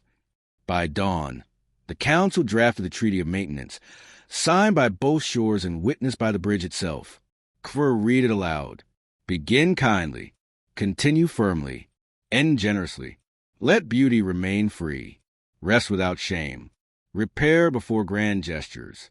When the ink dried, night whispered to the gorge, and the echo finally went home. The bridge hummed again, this time in tune. Attendance! Hrafna shouted from parapet. Stone stable. Gravity cooperative. Armies hydrated. Chores complete. Council pleased. As they packed to leave, Leaf lingered, hand on the rail. Will you be all right? He asked. I'll hold, the bridge said. Just don't let them name the next one after a politician. SIV smiled. We'll name it after work. They walked on as sunlight touched the repaired stones. Behind them, the bridge began to sing, a low, steady melody that sounded suspiciously like the world remembering how to stay connected. The river waited for them when the repaired bridge ended, broad and calm as an elder pretending not to eavesdrop. It had carried wars, bread, songs, corpses, wedding lanterns, and even a few good jokes, all downstream, now hummed softly in both directions, as if arguing with itself. West Bend stood on the bank, tail of her robe damp, expression uncertain. "Something's wrong," she said. "It started keeping things it should have let go." Indeed, the water eddied in strange loops. Boats moved sluggishly, spinning in sentimental circles. Whole towns along its edges complained that fish were showing up in yesterday's nets. A child in one village swore she'd seen her own reflection wave first. "Rivers don't wave first," Hrafna muttered from a rock. "That's a policy violation." They followed the current until they found the problem. A dam that wasn't supposed to exist, tall as arrogance and twice as proud. It glittered with metal gates engraved with words that looked suspiciously like never again. "Who built this?" Freya asked. A man stepped out of a small hut near the machinery, wiping his hands on a cloth. "Name's Marek," he said, "chief of the retention project. You're from the council, aren't you? Good. You'll want to congratulate me." "On what?" SIV asked. "On saving the world from repetition," he said. "This river keeps carrying the same mistakes downstream. Same feuds, same floods, same lostings that come back asking for redemption. I've fixed it. No more forgetting, no more forgiving. We store every sin right here. We call it progress." The storm growled low. "Progress smells like stagnation." "Correction," Marek said, pointing at the reservoir behind the dam. "It smells like accountability. Every drop of regret trapped, cataloged. Safe from denial." Knight frowned. "Safe from healing, you mean?" "Same difference," he said cheerfully. "You can't drown guilt if you keep it bottled." SIV looked at the still water, a mirror too calm to trust. "What happens when it overflows?" "It won't. We ration memory." Kvr flipped open his briefcase. "Show us your records." Marek hesitated, then produced a ledger. Pages thick with dates, crimes, names, margins full of tallies, apologies pending, forgiveness denied, closure suspended indefinitely. Freya read one entry aloud. "Ferry accident, 3 drowned. Cause negligence. Reparations demanded, none delivered. Verdict, eternal reminder." She closed the book softly. "You've turned grief into infrastructure." "Exactly." Marek beamed. "No more letting go. People forget too fast. We make them remember." "You confuse remembrance with residence," Knight said. He shrugged. "Better to be haunted than complacent." SIV stepped forward. "You're clogging the future." "Someone has to," he said. "Every time you people preach forgiveness, someone else escapes consequences. This dam keeps everyone honest." Leaf rang boundary, the note trembling across the surface of the water. "It also keeps everyone thirsty," he said. The sound stirred the trap current. Waves slapped the gates like impatient hands. Bryn arrived from the road, carrying her cup with the dot. She dipped it in the still water and tasted carefully. Her eyes widened. "It's sweet," she said. "Regret always tastes sweet at first. Then it rots the teeth." SIV met Marek's gaze. "We're opening it." "You can't," he shouted. "It'll flood the valley with old pain." "Good," Freya said. "Maybe we'll finally reach the right people." Kvr, already scribbling a warrant on the back of his chart, muttered, "The Council of Kindness authorizes emotional hydraulics." Knight spread her cloak, shading the valley. "Storm," she said quietly. "Permission." "Gladly," said the storm, swelling. Thunder rolled, not angry but practical. Rain fell, pounding the metal with honest rhythm. The gates groaned, confused. SIV grabbed a wrench. Leaf grabbed a lever. Bryn sang a work song so old the mountains joined in on harmony. Together, they pried the locks loose. Marek screamed, "You'll drown them all." "No," Knight said. "We'll teach them to swim again." The gates burst open. The river roared like memory exhaling. Water rushed out, dark, heavy, glittering with the ghosts of what people refuse to forgive. It poured through towns and fields, drenching laundry and monuments alike. For a terrifying moment, everyone's past was visible. Old fights, unsent letters, burnt bridges, broken vows. Then the current began sorting itself. Regret thinned to remembrance. Shame dissolved into humility. The water cleared. When the flood passed, the valley glistened. Gardens reborn, bridges scrubbed, faces streaked but lighter. In the reservoir, only silt remained, damp as relief. Marek fell to his knees. "It's all gone," he whispered.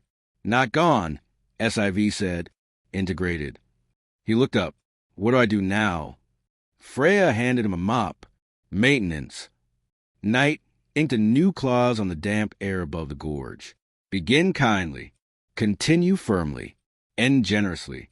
Let beauty remain free. Rest without shame. Repair before grand gestures. Let the river remember enough to teach, not to drown. The words shimmered, reflected perfectly in the calm water below. By dusk, villagers gathered with buckets to scoop the first clean flow. Some wept, some laughed. One child filled a jar and whispered, "For my grandfather," before pouring it back in. The river rippled. Approving, Leaf leaned on the railing beside SIV. "What happens to the next dam?" "Same as this one," she said. "We'll open it before it learns pride." Hrafna swooped low, voice carrying over the restored current. "Attendance." River, rehabilitated, guilt, recycled, dam, retired. Storms, union work completed, forgiveness, backlog but functional. As night settled, the council camped by the riverbank. The water hummed lullabies stolen from time. Chris stared at the current. Notebook open but blank. "I used to think records made things permanent," he said quietly. "Now I think permanence is what ruins them." Night smiled. Welcome to flow. And somewhere downstream, the river curved toward another sleeping town, already whispering the new law. Remember, but keep moving. They found at the bend of the newly freed river a small place that looked as though time had politely stopped knocking. Every roof sagged with hesitation. Every street was swept but not walked. The villagers sat outside their homes, staring toward the horizon, like people waiting for an apology that might be weather. A wooden sign, carefully repainted every morning, read, "Welcome to Stillhaven. Population, exactly enough. Tomorrow, postpone indefinitely." Leaf read it twice. They have bureaucracy for avoidance. SIV tucked her braid behind one ear. "Then it's our specialty." The innkeeper met them at the gate, smiling too fast. "Oh, visitors. We haven't had any since. Well, we don't talk about sins." He glanced nervously at the western sky. "You'll be wanting a room, of course. Only one night, though. We don't keep calendars. Triggers a mood." "What mood?" Freya asked. He hesitated. "The one that brings dawn." They entered a village preserved in amber. Candles were replaced before burning out. Bread baked but never eaten. Children taught only the parts of songs that looped. The clock tower stood frozen at 11:59. Its bell gagged with rope. Kver frowned at the silence. "Someone has filed an injunction against the future." SIV raised an eyebrow. "Can we see the paperwork?" The mayor, a small, careful man named Torm, produced a parchment so thick with signatures it looked like guilt had taken up calligraphy. "We declared a moratorium on tomorrow after the storm of 40 years ago," he explained. "Too unpredictable. So we simply stopped. No planting, no dying, no leaving. It's been lovely." Night's shadow swept across the street. "You mean lonely." "Semantics," Torm said quickly. "Anyway, you can't miss what never arrives." Leaf struck the boundary bell. The clear tones startled a flock of doves that had been politely pretending to be statues. Every villager gasped. "Please," Torm pleaded, "don't." "Sound travels forward," Leaf said gently. "You can't keep it still." They followed him to the square. In the center stood a monument, a sundial with no gnomon, engraved in memoriam. The last day that worked. Freya touched the stone. They froze to save themselves. SIV set down her satchel. Then we thawed them carefully. She unpacked a small cask labeled Renewal, used sparingly. Brent appeared beside her with the cup marked by a eyes bright. "Time's a patient," she said. "We can restart its pulse." They gathered the townsfolk. Kvr unfolded his ledger. "Audit of chronology," he announced. "You've accrued 40 years of deferred maintenance." The villagers winced. Freya smiled kindly. "First, we'll return one evening. Then, if that holds, one morning. After that, we'll see." "Impossible," Torm muttered. "The sun obeys the decree. Sons unionize," Hrafna said from the steeple. She'd been filing complaints for decades. Night spread her cloak, dimming the square. "I'll handle evening." The stars blinked awake, tentatively, like interns re-entering a workplace after scandal. The villagers gasped again as shadows returned, soft and harmless. Then came dawn, slow, hesitant, golden. Light spilled over the roofs like someone pouring forgiveness too carefully. Birds forgot they were supposed to keep silent and sang out of sheer relief. Torm collapsed to his knees, covering his face. "It's beautiful," he whispered. "And it hurts." "It always does," SIV said. "That's how you know it's real." The clock tower began to creak. The rope around the bell snapped. One deep chime rolled through the valley, honest as a heartbeat.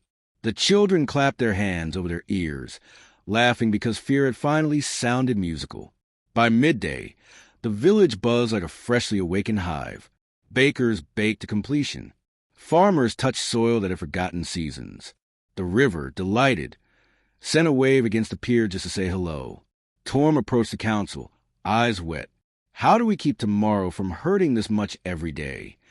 Freya placed a hand on his shoulder. "You don't. You grow strong enough to bear it." Kvr scribbled on a blank decree and handed it to Torm. "New ordinance," he said. "All tomorrow's legal, pending breakfast." The mayor laughed for the first time in 4 decades. "We'll need calendars." Leaf smiled. "Start with chalkboards. Easier to forgive mistakes." Night rolled her cloak back, letting sunlight fill every corner. "That's enough day," she said softly. "You're welcome." SIV turned to the crowd. "We'll leave you something to remember this by." She etched into the base of the sundial, below the old inscription. "Begin kindly. Continue firmly. End generously. Let beauty remain free. Repair before grand gestures. Let the river flow and the day arrive." The villagers repeated the words aloud until they became a song. When the council departed that afternoon, the clock struck noon on purpose. Children waved. Someone shouted, "See you tomorrow," and everyone cheered like it was a spell finally spoken right.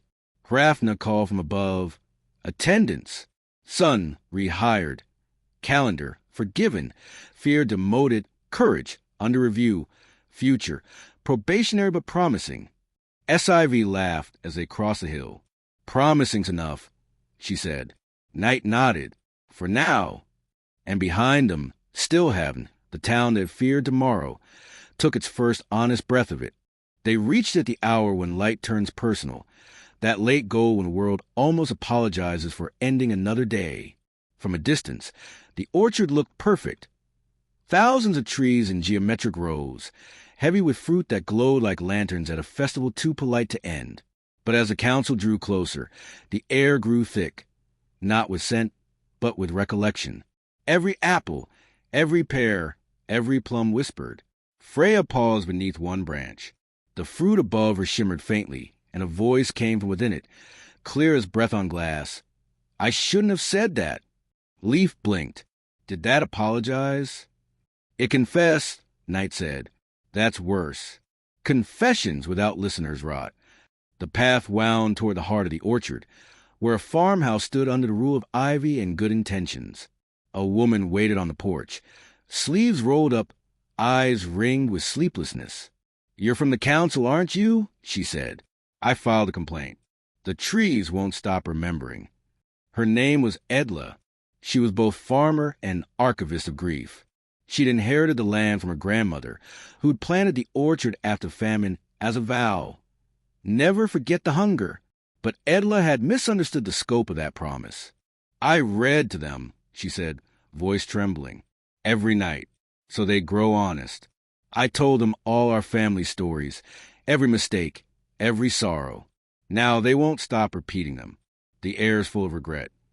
Indeed, the wind murmured as if rehearsing history. Snatches of old arguments drifted past the council. You left too soon. I kept the letter. You never looked back. The orchard was beautiful. It was unbearable. SIV walked among the rows, touching trunks, listening. Each tree carried a different voice. Some young, some ancient, all unwilling to rest. They've turned memory into a harvest, she said softly, but they forgot to compost. Edla flinched. I couldn't let the stories die. They don't die, Freya said. They ferment. Kvr, already scribbling notes, frowned. We're facing emotional overgrowth. You've exceeded sustainable remembrance limits. Hrafna landed on a branch and nearly fell off when the fruit whispered, You never told her you were proud. It's like being pecked by conscience, he grumbled. SIV examined a fallen apple, bruised but glowing faintly. Too ripe, she murmured. Guilt has a season, and this one's overdue. The storm rumbled overhead, sympathetic. Permission to drizzle? Gentle rain, night allowed. They need washing, not drowning.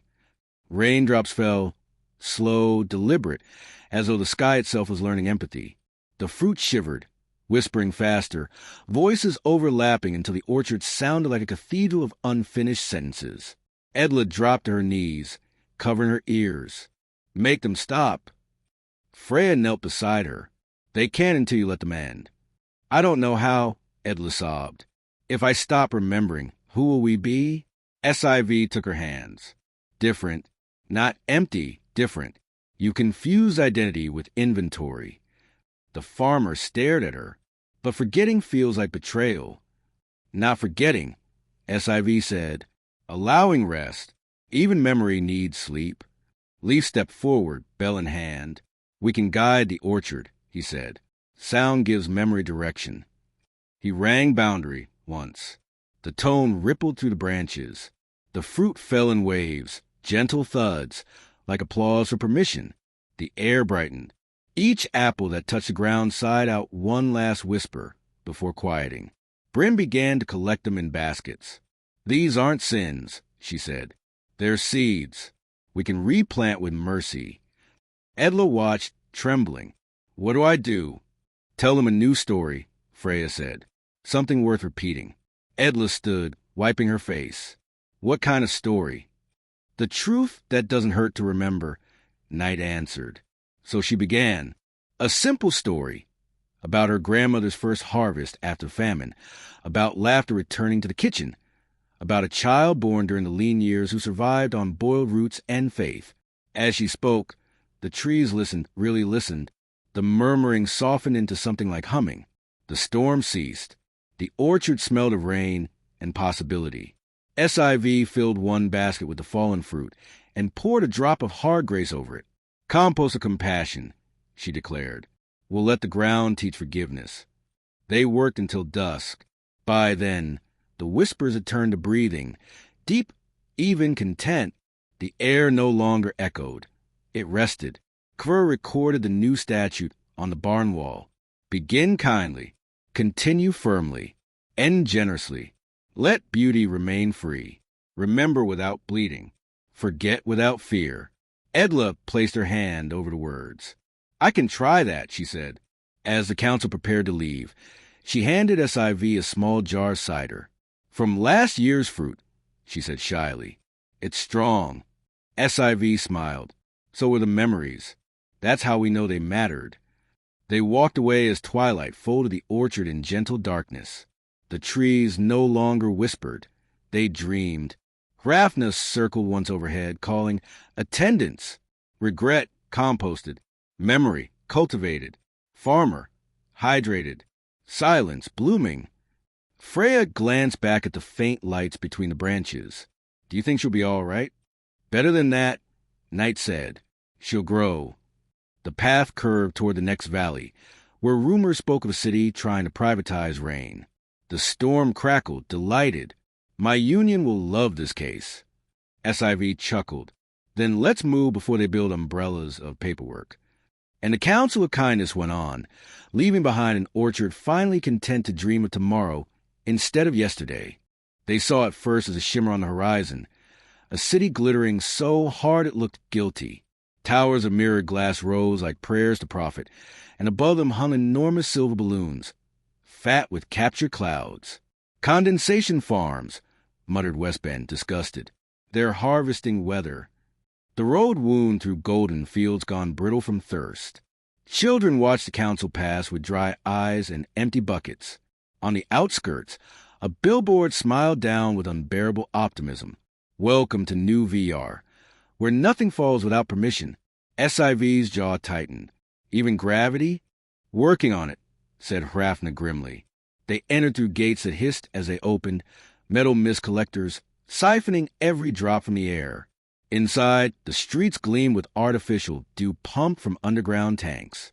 People moved quickly, polite but brittle, each carrying an ID badge that sparkled faintly blue. Kvur adjusted his glasses. Barometric regulation bracelets, he said. They measure how much moisture you're allowed to exhale. Freya frowned. Even breath is rationed? Technically leased, said a cheerful attendant, offering a pamphlet. Our weather is locally sourced. Please note that emotional tiers above the free allowance are taxable. Leaf whispered, this place makes bureaucracy look like folklore. At the city center stood the Office of Atmospheric Equity, a palace of chrome with fountains that sprayed precisely 3 times a day. The director awaited them on the steps, a man in a silver suit with the posture of someone who believed humility was inefficient. The Council of Kindness, he said, smiling like a forecast he'd already approved. Welcome to sustainability. We've eliminated weather inequality. SIV folded her arms.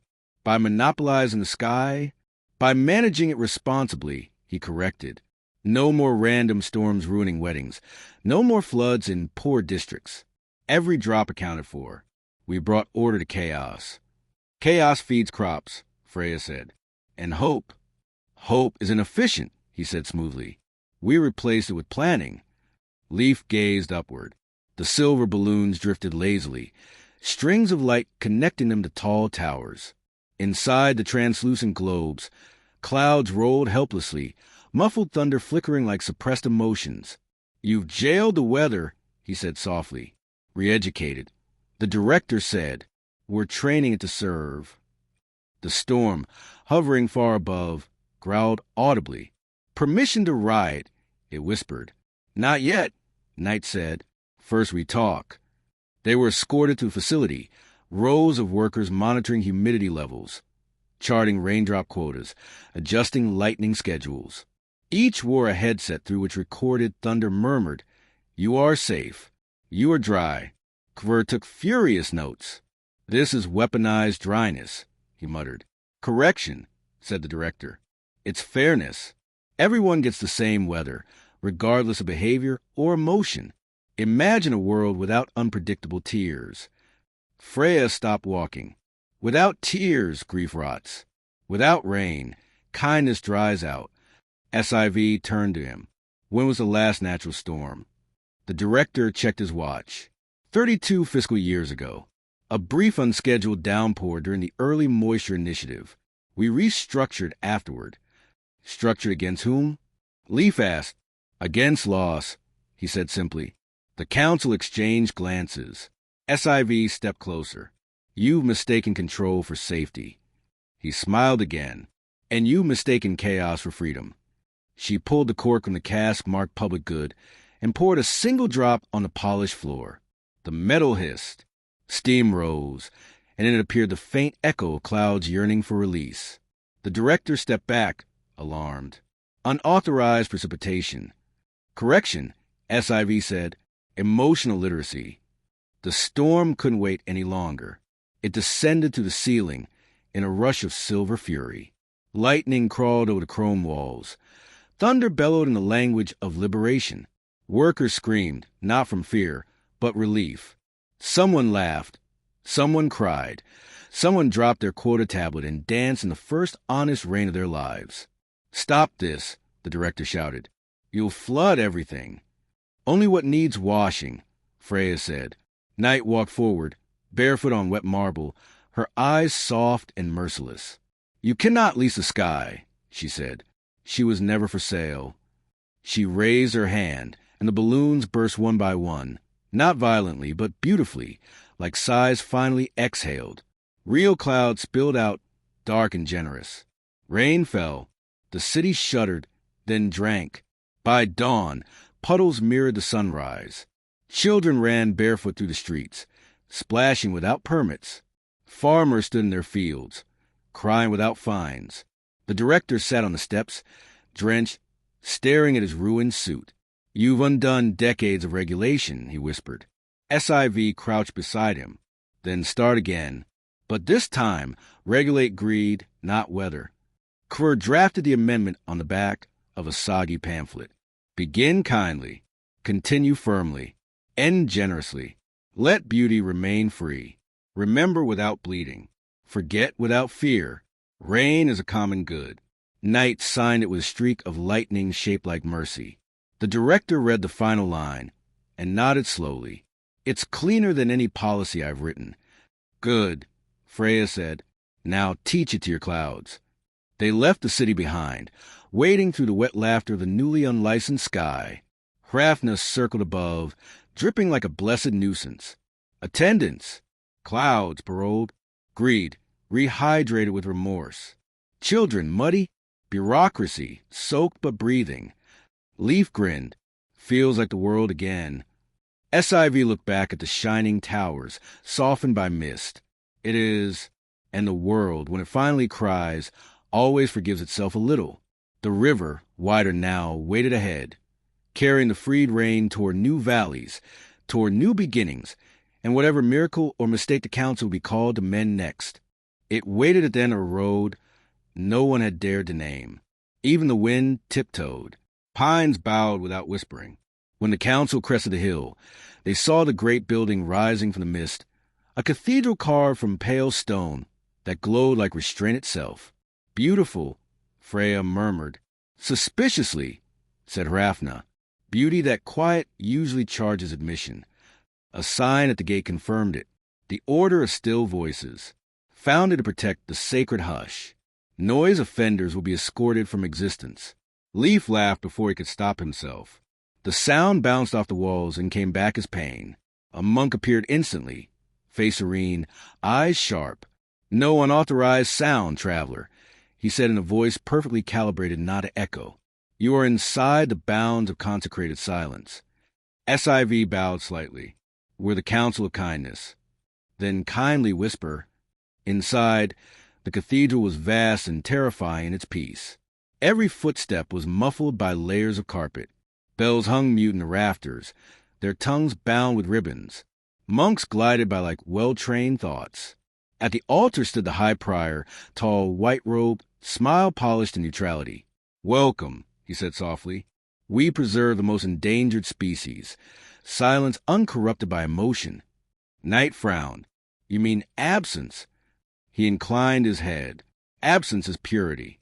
The world drowns in noise, laughter, arguments, prayers, tears. We have cured it." SIV stepped closer. "And what did it cost?" "Nothing vital," he said.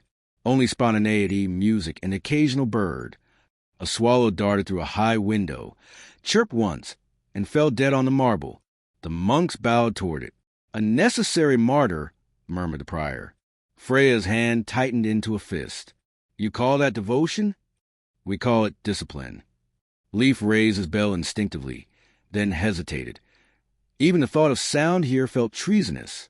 Kerr opened his notebook, scratching silently. "They've institutionalized suppression. Fascinating and illegal." The prior gestured for them to follow. He led them to a chamber filled with glass orbs suspended in rows. Each orb shimmered faintly, pulsing with a rhythm just slower than heartbeat. "Captured echoes," he explained proudly. "Whenever a pilgrim disobeys and speaks from feeling, we bottle the vibration. It keeps the quiet pure." Inside the nearest orb, Freya saw a child's face, mouth open in eternal laughter. Another contained a sob. Another, a song. "You've imprisoned voices," she said. "We've archived chaos. Chaos is life." SIV snapped. The prior smiled faintly. "And death deserves respect." Night took one step forward, shadows rippling across the walls. "You misunderstand my work," she said. "I quiet the world to let dreams breathe. You've strangled them." The air thickened. Even the monks trembled. "We protect the sacred hush," the prior insisted. "If we lose this place, the world will deafen itself." Leaf's bell shivered in his hand. "Then maybe it needs to—" He rang it. The sound exploded to a cathedral, not loud, just alive. The orbs quivered. The monks gasped, clutching their ears, not from pain but recognition. The prior shouted, "Stop!" "Can't hear you," said SIV. "Try louder." Freya clapped her hands once, deliberately. The echoes soared up and came back multiplied, not as noise but as harmony. The bound bells in the rafters trembled. Ribbons snapped. Metal tongues found their courage. A single note rang, pure, immense, merciful. The orb shattered. Laughter, crying, prayers, and music rushed out, filling the cathedral with everything it had outlawed. Monks fell to their knees as if drowning in oxygen. The prior covered his ears, weeping. "It's too much." Night touched his shoulder. "That's what life sounds like." He looked at her through tears.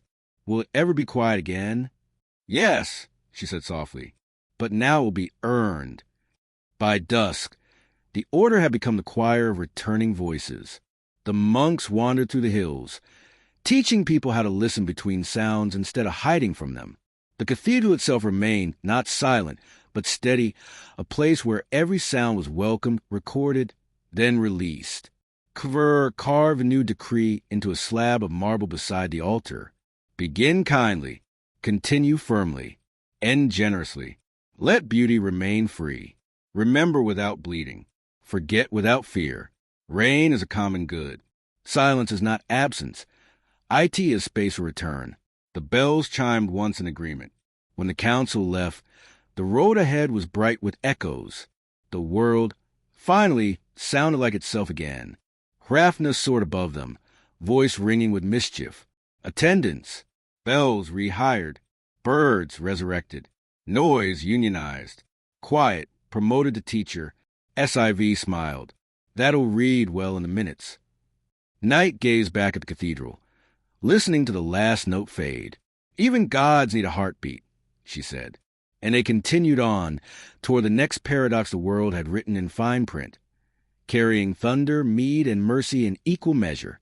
The council arrived at sunset, or what should have been sunset. But in this place, the light didn't fade. It only flattened. Buildings glowed unnaturally bright, as if afraid of being caught in half-light. A billboard greeted them at the border, in letters that shimmered like coin edges. "Welcome to Gleamhaven, home of the Shadow Exchange. We buy what burdens you." Below it, smaller print. Rates vary by guilt, nostalgia, and personal significance. "Ah," said Freya, squinting. "A capitalist haunting." The street lamps flickered with an anxious kind of joy. Everything, the cobblestones, the windows, even the air, seemed overexposed. People moved like paper cutouts, their edges sharp, their expressions flat. Leaf looked down. His own shadow clung to his boots as if nervous. "Something's wrong," he murmured. "It's refusing to enter," Knight said. "Smart boy." They found the market square easily. It was impossible to miss the glow. Hundreds of stalls shimmered beneath crystalline awnings. Merchants hawked where it's not of fabric or metal but memory, freshly lightened burdens. "Shadows process while you shop," cried one. Another waved a jar containing a faint gray silhouette, trembling against glass. Genuine artisan gloom keeps your conscience decorative. SIV's eyes narrowed. "We've reached peak nonsense." At the center stood a towering glass structure shaped like an hourglass, the House of Illumination, headquarters of the exchange. A queue of customers stretched around the plaza, each holding a claim slip. A clerk, skin almost translucent, greeted them with a brittle smile. "Welcome. Would you like to sell your shadows?" We offer installment relief plans, emotional weight converted to light credit. Kver flipped open his notebook, unimpressed. Define light credit. Freedom from darkness, chirped the clerk. Our clients leave radiant. Or hollow, Freya muttered. The clerk blinked. I'm sorry, we don't trade in metaphors. They were ushered into the hall of exchange, a cavern of mirrors, each reflecting nothing. The ceiling pulsed with artificial sunlight. Every surface screamed brightness. At its center, behind a desk of polished glass, sat the chief broker, a woman whose smile had been professionally ironed. Welcome, emissaries, she said, her voice like polite applause. We're the future of emotional economics. Here, no one need carry sorrow or doubt. We purchase the unwanted. SIV studied her face. And what do you do with them after purchase? We refine them, she said proudly. Condense, bottle, repurpose. Some become fuel for our lamps. Others are exported to entertainment industries. Guilt burns cleanly. Leaf whispered. They're running on despair. Night's expression darkened. You're burning pieces of souls for mood lighting. The broker shrugged. The market demands optimism. Freya stepped forward. Optimism without shadow isn't hope. It's anesthesia. Semantics, said the broker. Our clients are happy. As if on cue, a man entered, glowing faintly, literally. His skin shimmered. His eyes were blank glass. Just sold my grief, he said cheerfully. Haven't felt anything in hours. Then, still smiling, he walked directly into a wall. SIV caught him before he fell. You're running on absence, she said. He blinked, confused. Isn't that peace? No, said Knight. It's vacancy. The broker rose, offended. We provide relief. What do you provide? Integration, SIV said simply, which lasts longer. Leaf raised his bell and rang boundary. The note wove through the mirrors like a thread of dusk. For a moment, every reflection gained depth. Silhouettes flickering behind the glowing figures, like memories trying to come home. The broker gasped. You're destabilizing our luminance matrix. Good, said Freya. Let the dark in. The storm rumbled overhead, not angry, amused. Permission to dim? Granted. Knight said. The artificial lights sputtered. The mirrors clouded. Real shadow returned, soft and cool. People blinked as color flooded back into their faces. The glowing man gasped and began to weep. The first true tear in years. It hurts, he whispered. It's healing, SIV said. Hurt always arrives first. Panic spread among the merchants. Their jars cracked. Bottle silhouettes escaped, fluttering like moths reunited with flame. Some dissolved instantly into their owners. Others lingered, unsure. Catch them gently. Freya called. They remember you even if you don't remember them. In minutes, the square turned into a reunion of light and dark. People cried, laughed, fainted, hugged their own shadows like lost siblings. The ground cooled. The broker slumped in her chair, trembling. You destroyed my business. You'll find another, Kver said, jotting a note. Try something sustainable. Maybe lamps that run on humility. Knight touched the glass desk. It melted into obsidian, solid and calm. The city forgot that shade is what gives shape. You can't know who you are if you never stand in your own outline. By dawn, the new market had already begun. Smaller stalls offering art, crafts, and conversation instead of bottled sorrow. The air was balanced, light and dark braided like truth and kindness. The council left a decree carved into the plaza's central stone. Begin kindly. Continue firmly. End generously. Let beauty remain free. Remember without bleeding. Forget without fear. Rain is a common good. Silence is space for return. Shadow is proof that light has dignity. When the words were finished, the sun rose properly. Gentle, partial, forgiving. Hrafna circled above, voice ringing. Attendants. Shadows rehired. Merchants retrained. Greed outshined. Guilt composted. SIV looked back once, watching people walk with their shadows again, hands brushing the ground like old friends. Balance, she murmured. At last, they're dimensional. Night smiled. That's all creation ever wanted, depth. And as the road led them onward, the sun and shadow followed in equal measure, perfectly matched, perfectly human. The road narrowed until even the air began to whisper differently. It was colder here, not cruelly so, just certain. The world seemed to lean in toward itself. Pines bent under the weight of listening. Ahead, the mountain rose, immense, faceless, unlabeled. "It's strange," said Leaf, craning his neck. "No carvings, no maps, not even a rumor." "That's a complaint," Westbend replied, consulting her scroll. "Local shepherds say the mountain used to speak its name every dawn. Then one day it stopped. Now climbers wander halfway up and forget who they are." "Excellent," said Kvr. "Existential topography." They followed a path of white stone that wound upward like a thought trying to become language.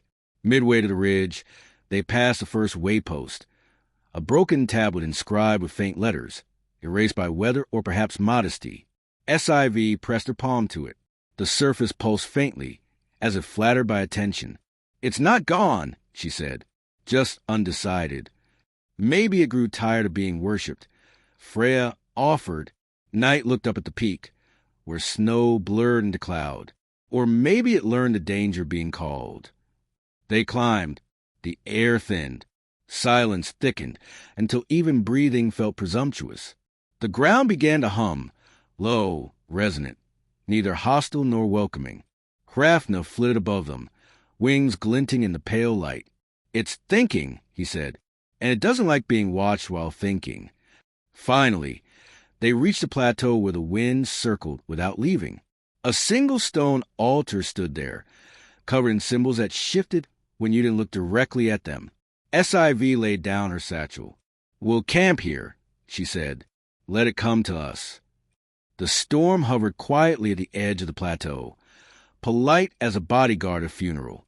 Night drew her cloak tight and stared into the clouded peak. "It's trying to remember itself," she said. "How does a mountain forget its name?" Leaf asked. "By listening too long to people who shouted it for their own reasons," Night said softly. They waited. At dusk, a low rumble crawled up through the ground. It wasn't thunder. It was speech trying to thaw. SIV closed her eyes. "We're listening."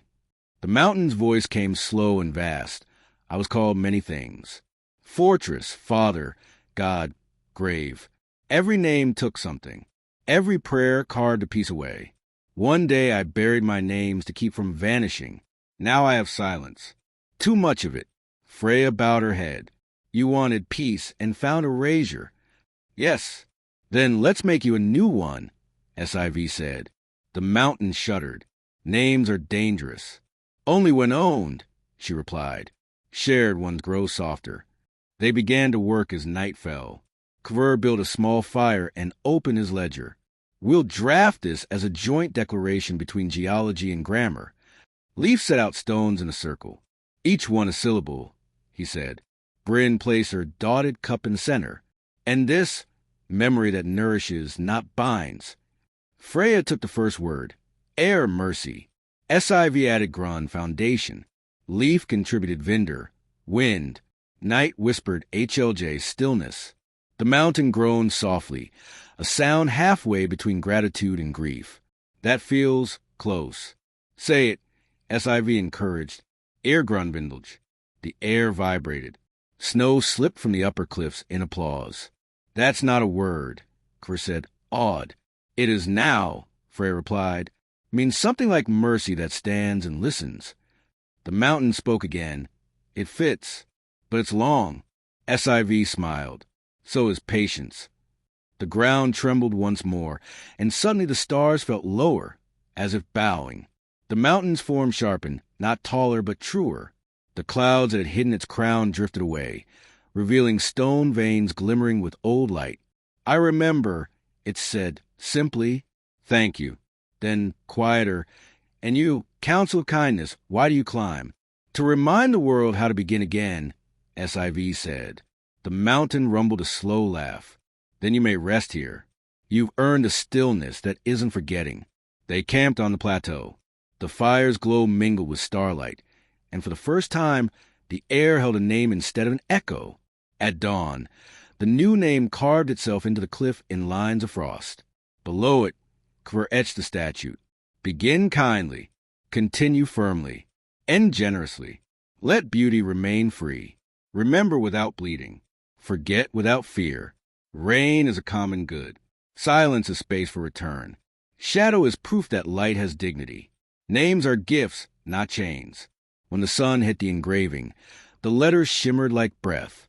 As they descended, Hrafna took roll call. Mountain reintroduced. Silence rehabilitated. Names freed from ownership. Council still climbing metaphors. Freya laughed. That last one's permanent. Night looked back once. The mountain gleamed under its new word, serene and awake. Even eternity, she said, sometimes needs reminding who it is. The wind carried their laughter downward, the mountain's new name echoing softly behind them like a heartbeat remembering itself. The land ahead unfolded like parchment that had been erased too often.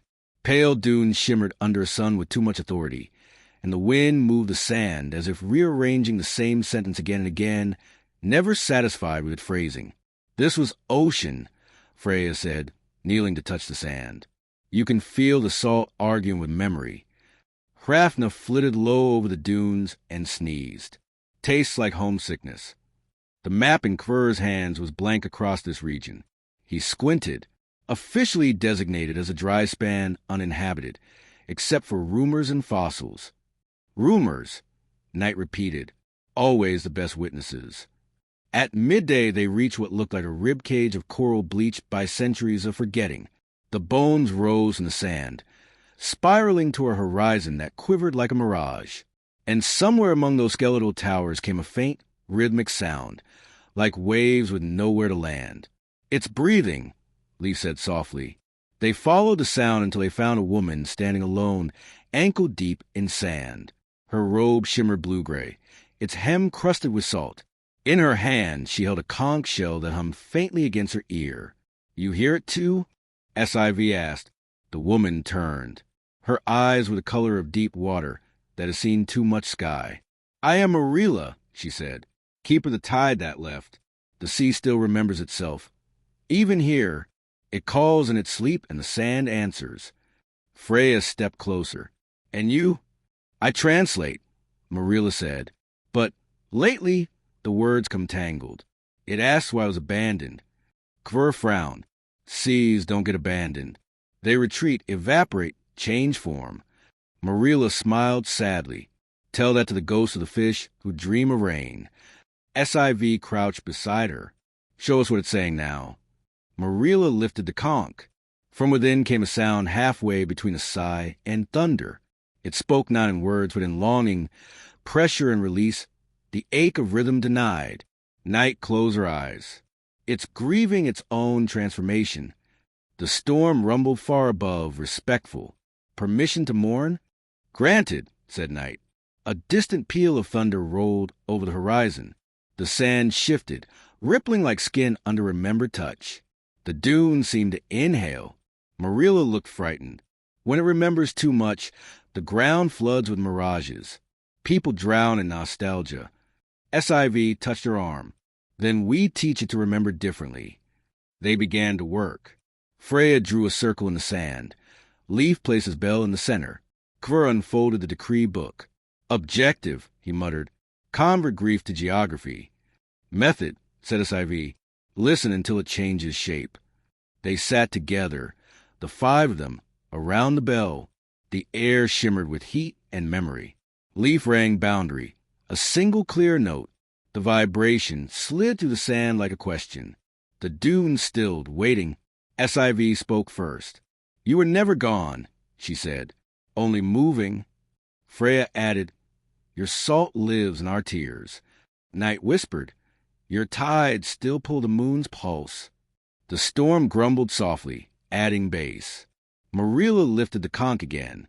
This time, instead of lament, a new sound emerged, quieter, curious. The dunes rippled outward, revealing shallow pools where the air condensed into liquid shimmer. Small fish made of light darted between them before dissolving. It's remembering in present tense, Freya murmured. SIV smiled. Good. Now we name the balance. Kvr wrote on a fresh page. Desert equals ocean/patience equals depth. He turned the phrase into law on the next dune, carving with a piece of coral. Begin kindly. Continue firmly. End generously. Let beauty remain free. Remember without bleeding. Forget without fear. Rain is a common good. Silence is space for return.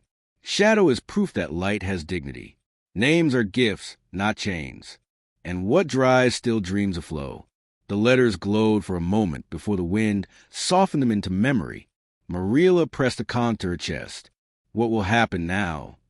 SIV said, the sea will learn to be sand without shame, and the desert will learn to thirst without despair. That night, they camped among coral ruins. The wind whispered in rhythm, and sometimes, just faintly, the sound of waves rolled through the air, not from distance but from within the earth. Leaf stared into the stars. Do you think the sea forgave us? Night answered, forgiveness is just water deciding to fall again. At dawn the horizon shimmered blue, not mirage but promise. The dunes glowed damp with dew, and small streams traced new paths toward valleys that hadn't existed yesterday. Hrafna called attendants from above. Desert, rehydrated. Grief, converted to landscape. Mirages, honorably discharged. Counsel, well salted. SIV laughed. Good.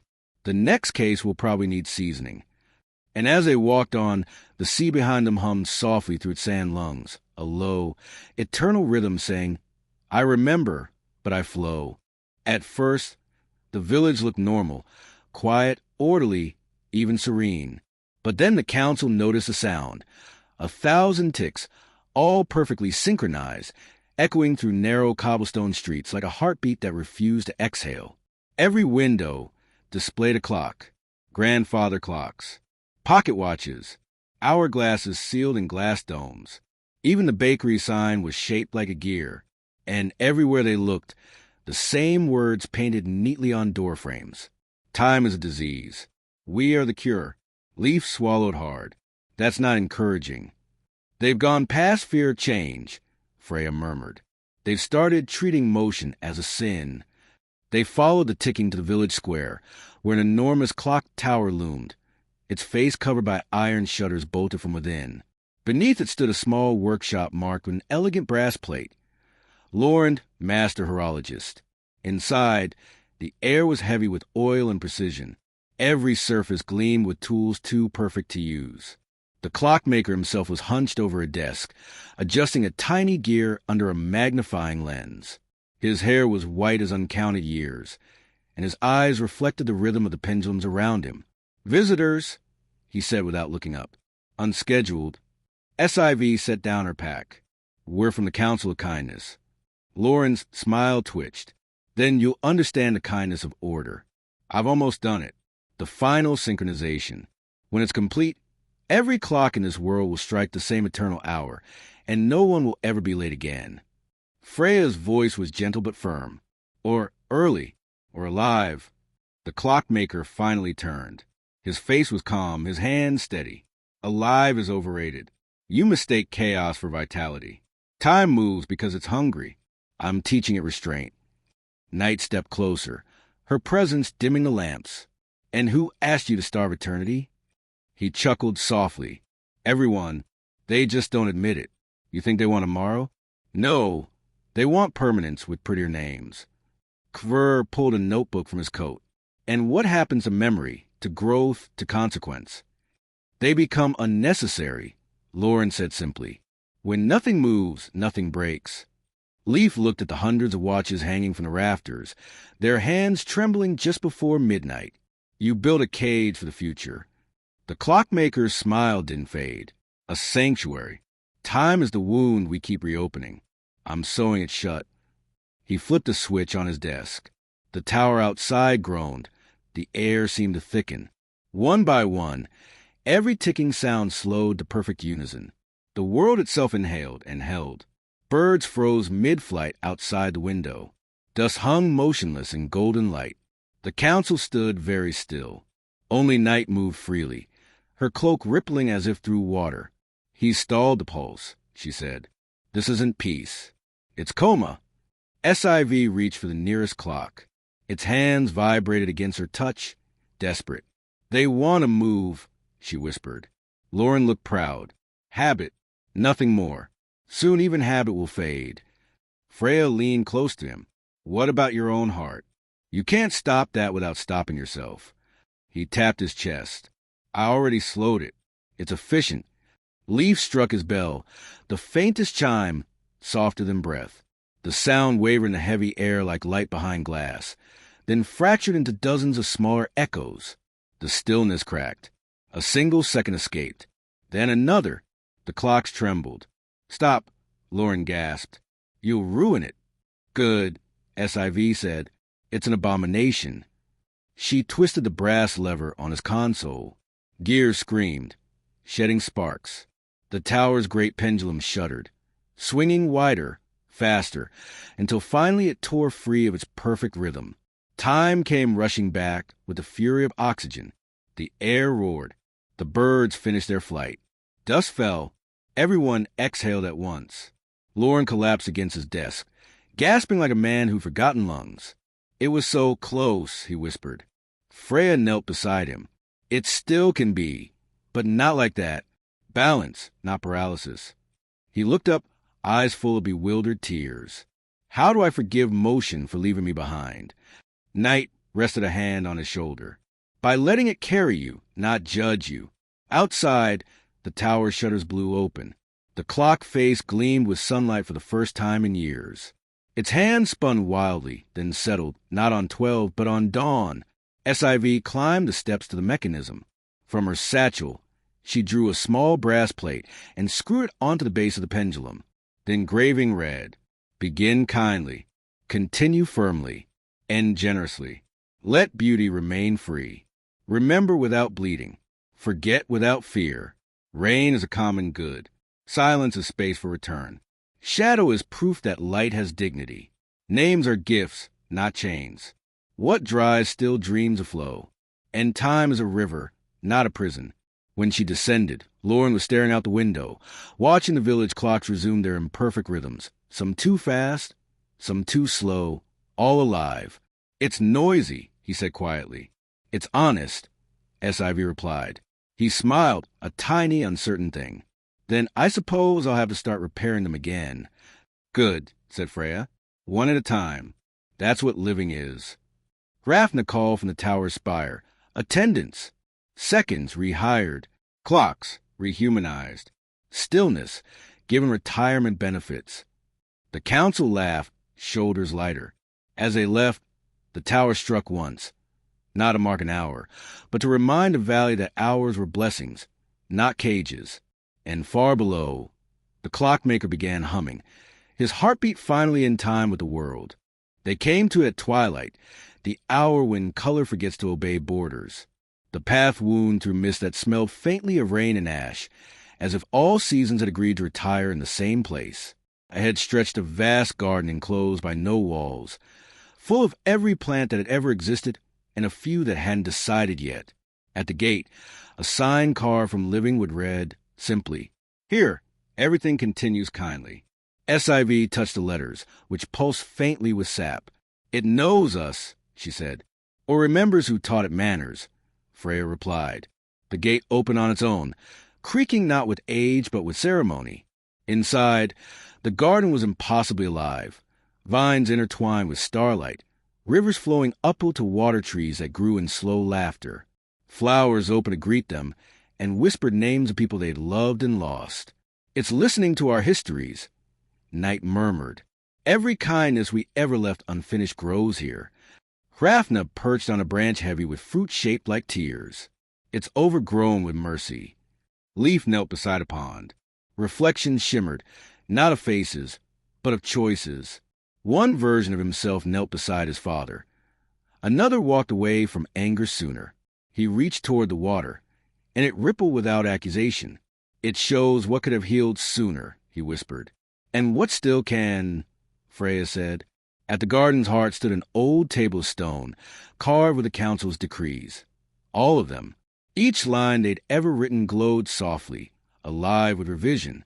Begin kindly, continue firmly, end generously. Let beauty remain free. Remember without bleeding. Forget without fear. Rain is a common good. Silence is space for return. Shadow is proof that light has dignity. Names are gifts, not chains. What dries still dreams of flow. Time is a river, not a prison. And at the bottom, still forming, a 12th line of light flickered, waiting. Looks like we're not done, Kerr said softly. SIV smiled. We never are. A rustle came from beyond the trees. Out stepped the people they'd met along the way. Edla from the orchard, Marilla from the desert, Lauren the clockmaker, even the reformed king of compliments, and the monks who'd learned to nap. Each carried something living, a seed, a cup, a spark of weather. We followed your echoes, Edla said. The world's been listening. Marilla smiled. The sea sends its love. It rains again politely. Lauren raised his repaired watch. My clocks are imperfect as requested. The king grinned. And my citizens now praise each other specifically and occasionally for free. SIV laughed. Then we've done our part. Knight stepped to the table, her cloak pooling like dusk across the grass. Not quite, she said. The garden is asking for the last law, the one that binds none of the others. They looked at each other. Leaf said, What's left to legislate? Trust, Freya said. The kind that doesn't need decrees. Kvr nodded slowly, writing the final words into stone with his stylus of light. Trust the living to continue kindly. The letters glowed, then sank into stone until only their warmth remained. Around them, the garden shifted. Trees exhaled, rivers laughed, flowers hummed lullabies of gratitude. The air shimmered with every kindness that had ever been spoken, and every one yet to be imagined. SIV turned to her companions. It's done, she said. Knight smiled. It's begun again. They sat together beneath a tree whose roots hummed with memory. No one spoke. There was no need. The garden breathed for them. When dawn came, soft, ordinary, miraculous, they rose. One by one, they walked toward different paths branching outward into the world. Freya toward the villages of dawn. Kvr to rebuild archives that could forget wisely. Leaf with his bell to remind rivers of rhythm. Night and the storm to negotiate weather with love. And SIV, last of all, placed her hand on the stone and whispered, Begin kindly. The air answered, always. As they disappeared down their roads, the garden shimmered once more and sealed its petals over the table, protecting the words until someone else needed them. High above, Hrafna circled in widening arcs, calling the final attendance. Kindness rooted, beauty uncaged, time grateful, light and shadow married, counsel remembered. He hesitated, then added softly, World still learning. And somewhere far away, a child waking in a town they'd once repaired opened her window to sunlight and rain falling together, and whispered, not knowing why, Begin kindly. The world, hearing itself, smiled,